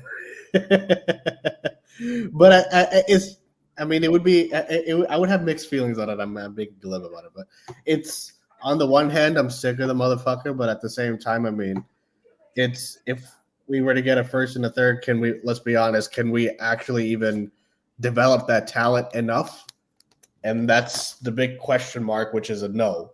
So it's kind of like, so I would be like sort of mixed about it, even despite the fact that I just can't stand Michael Parsons. But like it would, yeah, I would have very complicated feelings about it, man. How would you feel about that corner waking up to Parsons going for a first and a third? Oh, I'd be pissed the fuck off. That's all you got? Yeah. Right. No. Oh, you better give me more than that. Fair enough. I'd want a lot more, but I wouldn't want this year's picks. That's a good point, Blog. The Ravens might take old boy. That's a good point. Really? I would want some picks this year, though. Yeah. I would want some picks this year. I would want some picks this year and maybe a 2 next year. I can't wait till we come back after the draft and have another topic because I'm so nervous about them drafting this year, y'all. Oh, I think it's gonna be. I don't think we're gonna. I think it's gonna be 4 busts in a row, bro. I'd be so nervous about they terrible drop offs that first round. I want them to trade back. I'm gonna be honest with you. I can even see them doing something crazy like trading up. I honestly can see that. Really? They did it for Morris Claiborne. They made Morris Claiborne wasn't even a 30-day visit or a 30-man visit. And the crazy part about that, the sickening part about that, they had Maurice Claiborne as the highest rated cornerback since Deion Sanders. And that's 19. So they had him as the highest rated corner since 1989. That's scary. But And the only reason why, because he played opposite of Patrick Peterson at LSU. That's the only reason why they had him that high. They were gambling to get another Patrick Pete. That's a good point. Yeah. But I'll also say, whoever our scouts are for Michigan and LSU, they should be fired. They should be fired. I ain't gonna lie to y'all. We can't blame the kids. We got to blame the people that are drafting them. If any of our phones ring, like, yeah, sure, we'll come. You know, I ain't gonna lie to y'all. I wouldn't mind they drafted a quarterback this year. And I know it ain't many in there, but I wouldn't mind. I wouldn't mind it either. I just don't think they will draft a quarterback. Oh no, they won't. I'm just saying. I think they will. I think Steven just said they would, and they haven't picked up a backup quarterback. Yeah, we don't have a backup quarterback. Will Greer. Delto Greer. I think it's gonna be. Greer. Is he here, or is he was a free agent, or do they sign him to a future contract? Future contract. He's on the team. He's on the team, I think, isn't he? Yeah, if you go in with Will Greer, your backup quarterback, you might as well just shoot yourself in the foot. That was like Will Greer. I'm not busting chops. They called him touch. Well, he originally started by you down in Florida. He's older. He has kids. He had kids in college. They called him Touchdown Jesus. If you look at his 2019 tape, his tape is better than Dak, Cooper Rush, Trey Lance combined. Hey, respectfully, bro, that's 6 years ago, man. Exactly. NFL, he's off. Okay, but let me ask you a question. Have we ever seen Will Greer with the ones? Ever? But there's a reason he was a third. There's a reason. Yeah. Okay. I mean, he was third. Okay, he was a third-round pick by the Carolina Panthers. That's where quarterbacks go to die. Did anyone see Sam Darnold doing what he did in Minnesota? So, no, but Sam Darnold was better than this fucking dude. But Sam Darnold turned back into Sam Darnold in that playoff game. Exactly. But also, too, Minnesota had Addison on one side and Justin Jefferson. Minnesota had some weapons that, I think. And the tight end, Minnesota had weapons. You can't say they didn't. But you are who you are. Right. Exactly. That's true. And on top of that, even at Sam Darnold's worst, he's better than this. Salute the Sports Junkie for saying skill position first 2 rounds. Hey. I know he wants. He wants Victoria McMillan out of Arizona. I gotta hit you real quick, Junkie. Y'all know Junkie said we not in no rebuild, right? Oh, good Lord, have mercy. Yeesh. I had to get you, my dog. You said we're not in the rebuild, bro. We this whole house. The walls are dry rotted. The shingles need to be replaced with 10. Speaking of houses, my appraisal finally got done today. I'm gonna ask you on camera, like, boy, why you in your new house yet? That appraisal, it took four weeks to schedule it, and they just did the appraisal. So now we got to wait on the report. Should have come next week. That's good, man. Awesome. This hope they draft a quarterback. You can't be oblivious. You know your quarterback cannot stay. When was Dak last full season? When was Prescott last full season? 5 years ago.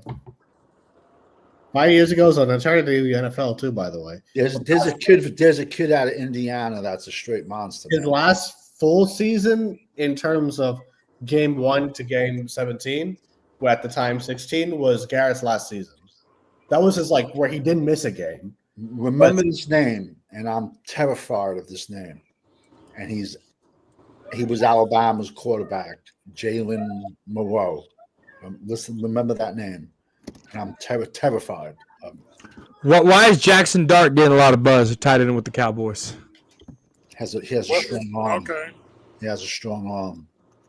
I hear that name a lot, and getting drafted by the Cowboys. Corner. Why are you really optimistic about Eberflus? Matt Eberflus, because you look at his track record with the Colts as a defensive coordinator, was fantastic, and then he failed miserably. He had a top 10 defense 2 out of the 3 years with the Colts. Yeah, but he had But do we have those quality of players he had though? Dan Quinn took a 32nd ranked defense and made it a top 10 defense. It's about coaching. We don't It's have about those players either, coaching. though. It's about coaching, though. And then we have a rookie head coach here. Eberflus has head coaching experience. That's going to help. That's going to help tremendously. So I think Matt Eberflus, with the experience, with having some skins on the wall, with a defensive coordinator spot, I think that was the best hire this offseason for the Cowboys in terms of coaches. I'm going to disagree and just say the offensive line coach from Kansas State. Just because the offensive coordinator over there. They hired him as the offensive line coach, Kansas State. Right, but he was an offensive coordinator over there. Well, only thing because he developed Beebe and Steve Avila. They're saying that guy from Kansas could probably do something to make Terrence Steele not look so bad. How y'all feel about that?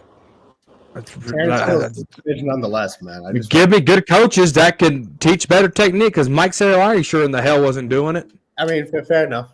I just don't think it's that good. Listen, man, Terrence Steele. Forced in Chicago for that. Facts. Blog on the road tonight. Keep going, Blog. Terrence Steele with no Zach Martin next to him is a lot worse of a player. I'm telling you. And now, I mean, I like Hoffman, I truly do, but he's a 1 year player. I don't see us. Listen, I'm going to be honest with you. What do we do for the number one? What do we do if a monster tackle, left tackle falls to us 12? We taking them or no? Are we passing them by? If they're the BPA, then you got to take them. No. Do you pass Steele? Right now. I don't like these 1 year. I don't like these 1 year contracts. You can't build like that. You got to start contributing to your future. One thing I'm going to say is, I'll tell you right now, at 12, there's going to be some sick edges on the board. Are they going to pull the trigger? If Mikal Williams from Georgia's there, I will do backflips. I don't see him being there. But there's always going to be a crazy trade, or a team's going to take somebody like the Jackson Dart kid. Like, Dallas would have to, like, with that second round pick, move much further, because I see the first couple of teams, I mean, of the second round jumping on that kid. So I mean, that's the thing, but that would piss me off too. We just give this guy $250 million. We just give him $250 million, and now we're going to spend a second round pick on a backup quarterback. Like, that just doesn't make sense to me. I'm sorry. It makes as much sense as paying him $250 million and putting a rookie tackle at a different position to protect him. That does not make sense to me. But it makes sense because you're trying to invest in a good quarterback, because your quarterback can't stay healthy. So it's like, can you pick up where he left off, versus going with Cooper Rush, who really looked rusty in the first couple of games. What I meant was putting a rookie tackle at a different position to protect that $250 million investment. Did not make sense to me. Well, hey, I'm yawning. It's time for me to get off this bitch. Appreciate y'all having me. Right. And one more thing. Osa's not overpaid. You only said that because I came back? No, yeah, my man is smoking something crazy, man, with this fucking thing. I told Corner he on that Rich Piana steroid cycle. He on that. Man, he got some beta-alanine in him, or like some spike creatine. I don't know what the fuck. You say that. You can find it on YouTube. They were at like a Arnold Classic, I think, and they had pre-workout.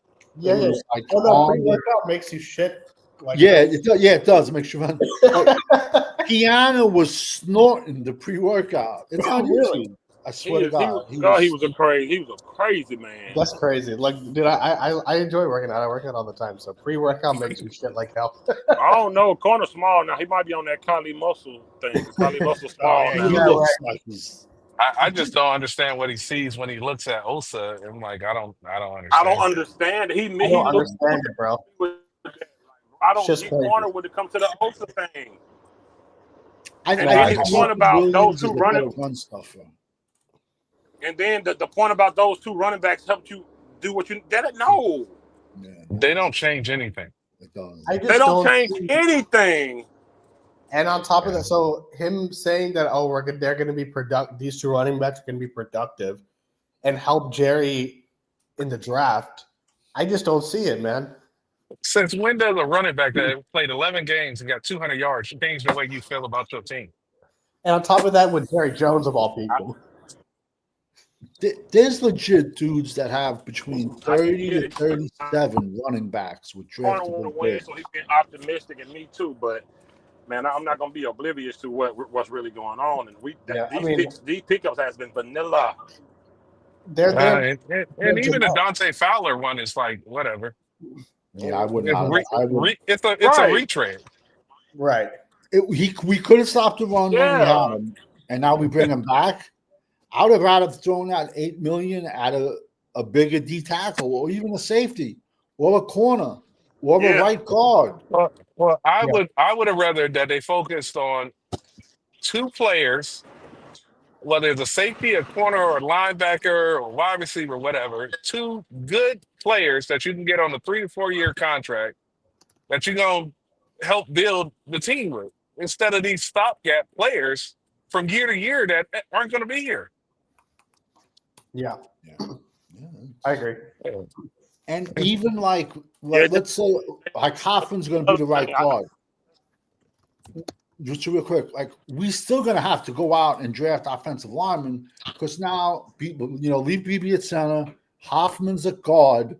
We're back to zero depth at offensive line. Yep. We have zero depth. Yeah, I don't think I think we got different definitions of best player available too. Yeah. Right. Way massively different, because I don't think Tyler Guyton was the best player available. And he filled the need because Tyron Smith was gone. They drafted off a need. They didn't draft Tyler Guyton because best player available. They thought they needed a left tackle. They thought that was the guy to replace him. They needed an extra pick, man. The way they go about it is they'll put 5 guys at that spot. They'll be like, can we live with any one of these 5 guys? They'll be like, yeah. All right, we'll trade back. And it just happened that Tyler Guyton, I'll bet money he was that 5th guy.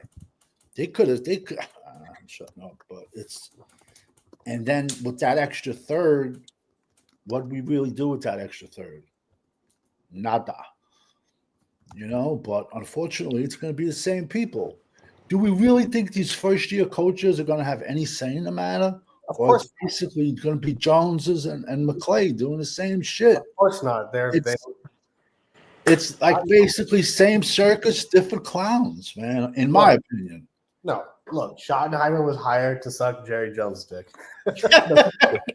That's a fact. That's a fact.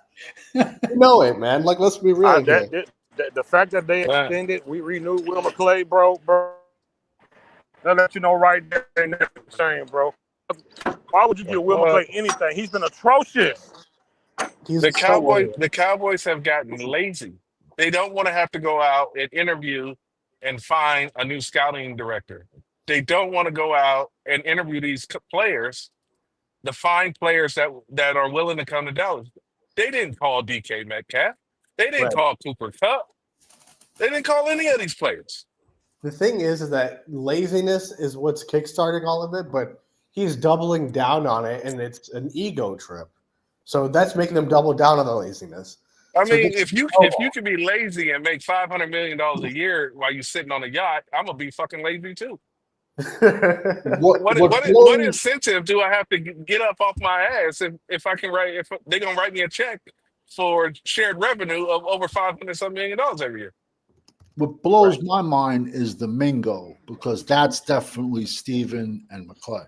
The Jonathan Mingo trade. That's really blows my mind. How he thought that kid was worth it. Yeah, and I think just saying Jerry was like, there you go, Fifth. Go ahead, exactly. Fifth. Go ahead, Fifth. No, I was saying There's no that let you know it was Will McClay. Jerry don't know what a Jonathan Mingo was. Yeah, he thinks it's a fruit, mango. He thinks it's mango. Of course, just signing players in free agency just to say you sign players don't fix the problem. Well, that's I think the only reason he signed these dudes, man. And that's exactly what they did. Every player that they signed is just a guy. It's terrible, bro. And that's this whole everybody in free agency, Mingo, Osa, all just guys. Yep. All just guys. Winning teams have top 5 talent that impact that team, and they have more than one. Yep. You can't. We overpay our talent and hope everybody else work out. That's the Dallas way. No, 100%. They overpay homegrown talent and they just hope everybody else work out. 100%. That's just what they do. That's why every time Tyron Smith used to go down, the backup was Tragic, Taz Green, Byron Bell, because we don't put any thought or any effort into backups and good talent. They like to pay the homegrown, like, all right, we straight, we good. That's how we good. Look, they pay CeeDee Lamb. Who we got to back up? We go down. Who got Dak? Who Dak? It's terrible, bro. They mentality is so bad, bro, and that's why we lose so much. Because once they pay their homegrown talent, they like, all right, that's it, we good. I hate that mentality. Like, I mean, I said it, man, but this season, last season, it feels to me like Jerry is just making day-to-day, minute-to-minute decisions. Yeah, you know, 100% right. It doesn't seem like he knows what the fuck he's doing. Doesn't seem like he even is caring about it. Like this, like even Schottenheimer's hire. It just felt like, to me, it was like, oh, I expect McCarthy to be back. Oh, fuck, he doesn't want to be back. Hey, Schottenheimer, you're in the room. You're asked, you want a coffee? I'll make you the head coach. That's how it came off to me. You know how it came off to me? Yeah. No good coach wanted to come here. Yep. Oh, yeah, 100%, of course. That's how it came off to me. The Schottenheimer hire came out so out of the blue that it just felt like, oh, he was in the room when McCarthy left, so therefore here's a coffee, you're hired. Like you telling me that Ben Johnson, you couldn't get Ben Johnson to do even a courtesy interview? That's the thing. That's what I mean, man. Not even a courtesy interview. So that's why I think, I mean, I don't understand how people can be optimistic for the season, man. You bring in regardless of how Schottenheimer is as a coach, we don't know. That's fair. But the way that we even got him proves that they don't care. So, like, what the fuck? Like, we're not going to have a successful season. I don't understand how people can think that we will. We're going to have a head coach that's going to have no say in personnel, no say in the draft, no say in personnel. He's just going to be a head coach, and he's going to be. Honestly, I see him being even worse than Garrett, man.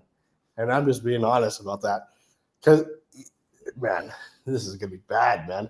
And why? I feel bad for Schottenheimer too, to an extent, because it's not. He's going to be the next scapegoat for Dak, man. But what are they paying him? They can pay me, but you can feel bad. Fair enough, but I mean, I'm just saying, like, Dak is going to be Dak's scapegoat again. And that'll be the 6th coach that Dak has gotten fired, man. Coach killer. Yep. He's a career killer. Yes. He's career killer.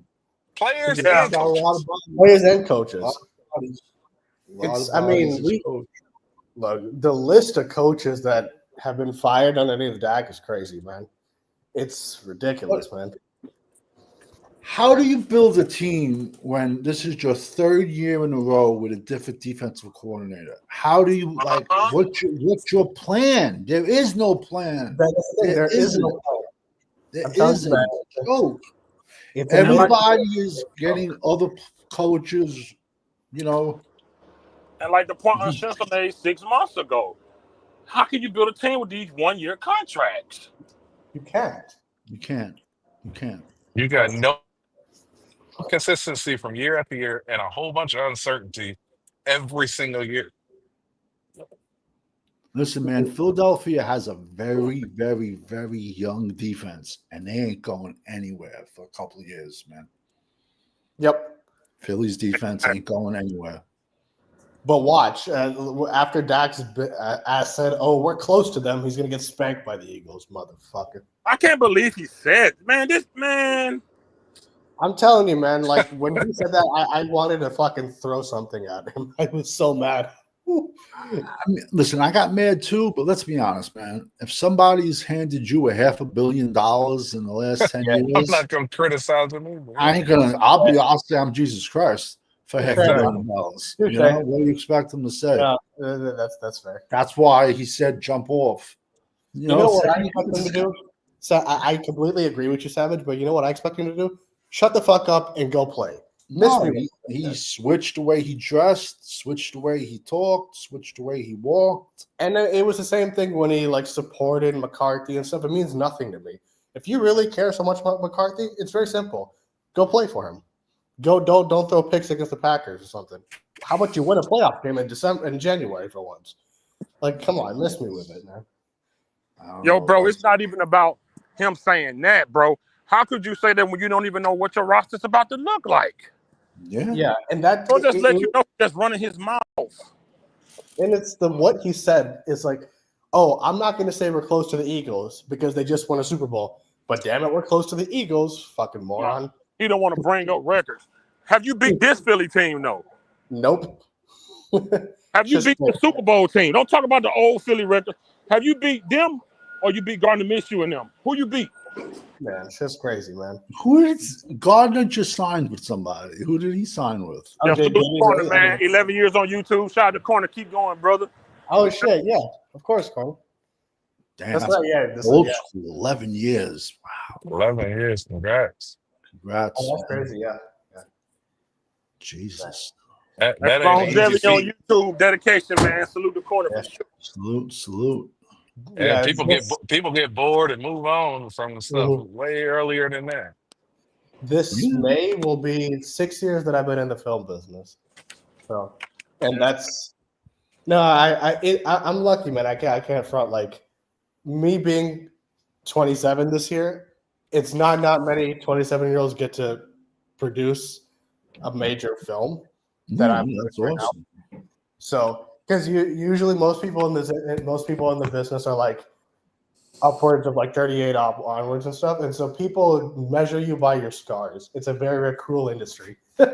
So the fact that I'm overseas right now doing this, I feel lucky, man. Very, very fortunate. Now, like, is it like Canada? Do you have to use like a certain amount of like the country you're in's like actors or like guys that do the camera work, stuff like that? Do you have to do that or no? What do you mean? Like, okay, if you went to go film a movie in Canada, yeah, they would say, okay, 40% of your workers got to be Canadian. No, it depends on the production, but so like the thing is that, and this is the reason that my individual film that we're shooting right now overseas, the reason it's being done that way, well, I mean, other than the fact that it's a part of the story and the creative aspects, of course, of the movie, in certain aspects, it's cheaper to shoot overseas than it is in the States. So, because even for big budget films, the thing is that with budgets, you never have enough time and you never have enough money, no matter what scale of film you're doing. Yeah. So, as a producer, I'm always looking for the cheapest option to make the movie for the less cost and higher, sell. Like. So it was cheaper also to shoot in a specific place overseas, as opposed to Atlanta or LA and stuff. So for the film that he wanted to make. How long will it take you to film this movie? Well, it's a 90-day shoot, which is fast, also for a feature film. So we're 2 weeks into shooting? What's up? Let's stay on topic so we can end the live. Oh yeah, sure. Sorry. Do y'all really think they're gonna mess up the draft? I do, 100%. I said, do y'all really think they're gonna screw up the draft? 100% they will screw up the draft. I think so. If you stick with the strengths, I think you'll be able to tell by that first pick. That's fair. By that first pick, you'll be able to tell. That's fair. I got a feeling it's going to be a corner. my only thing with the draft, man, is just because we busted on the last 3. I don't have any faith that this is all of a sudden going to be a great draft unless they show it to me. You know what I mean? Because 3 straight busts in a row for the draft. That's a big time red flag to me. So, yeah. So I mean, now if it happens to be a great draft, that's great. But I mean, it's just as of this point right now, I just can't see it. That's just me. I mean, I can see them moving up. I can see them moving back. I'm serious. I can see both. Unless I also think somebody will slide to them. I also think somebody will. That's what happened with us with Micah. Micah slid to us. At 12, there is going to be a really, really good player. Listen, if he happens to be a wide receiver, I don't have a problem, bro. If he happens to be a offensive tackle, I don't have a problem. If he's an edge, I don't have a problem. Because I mean, I don't think there's any defensive tackle worth the 12th pick.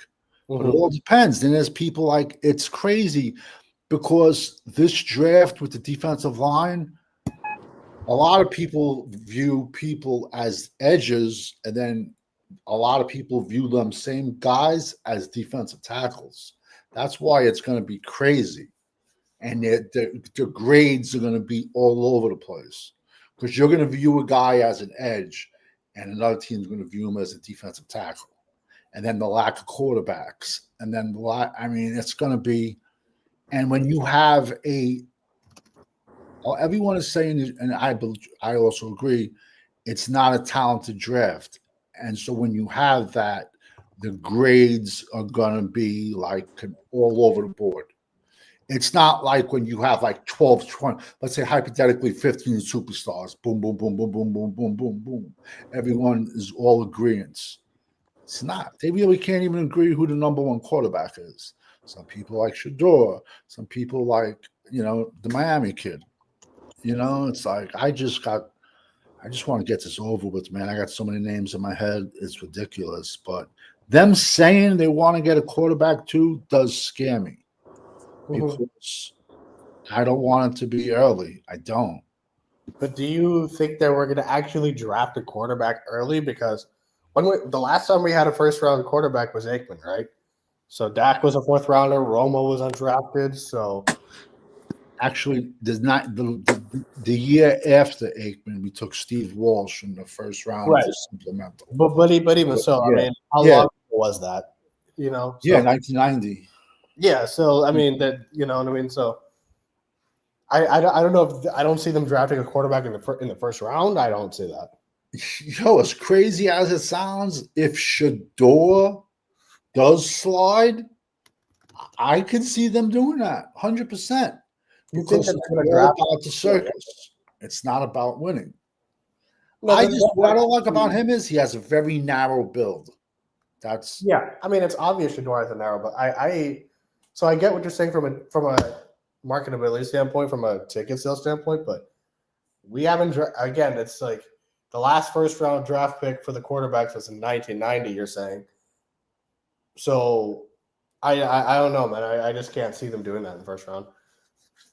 Yeah, well, I mean, we noticed we haven't really been in a position. In 2016, we picked 4. All the quarterbacks went, and we should have took Ramsey. We took Zeke.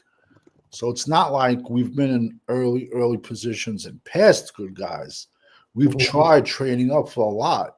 That's the thing that scares me too. Like Romo, free agent. Dak, back. No one else wanted him. We got him. So like, are we really going to trust our quarterback scouts? I don't have any. Like, I don't. And it's a below average year for corners. Excuse me, it's a below average year for quarterbacks. I see a lot of teams looking to trade back in like top 10 picks. I can see teams looking to trade back. What do you think, Clifton? I don't think they're going to draft the quarterback in the first round, but I won't be surprised. Like, later on that they get somebody. I would not be surprised. Yeah, I mean, if you're saying like 4th round or some shit, then okay, I could see that maybe. But even then, I don't think they would do it this year because they drafted. I think when Dak's on his last year of his deal, I think is the year that they're going to get a quarterback in like the 4th or 5th round. And I'm wrong, but I just don't. I don't see it happening this year. That's just my opinion. But yeah, we've been rocking for a while. We're gonna go and get up out of here, man. Okay, yeah, sounds good. All right, salute to everybody, man. All right, man. Peace out. Take it easy, guys.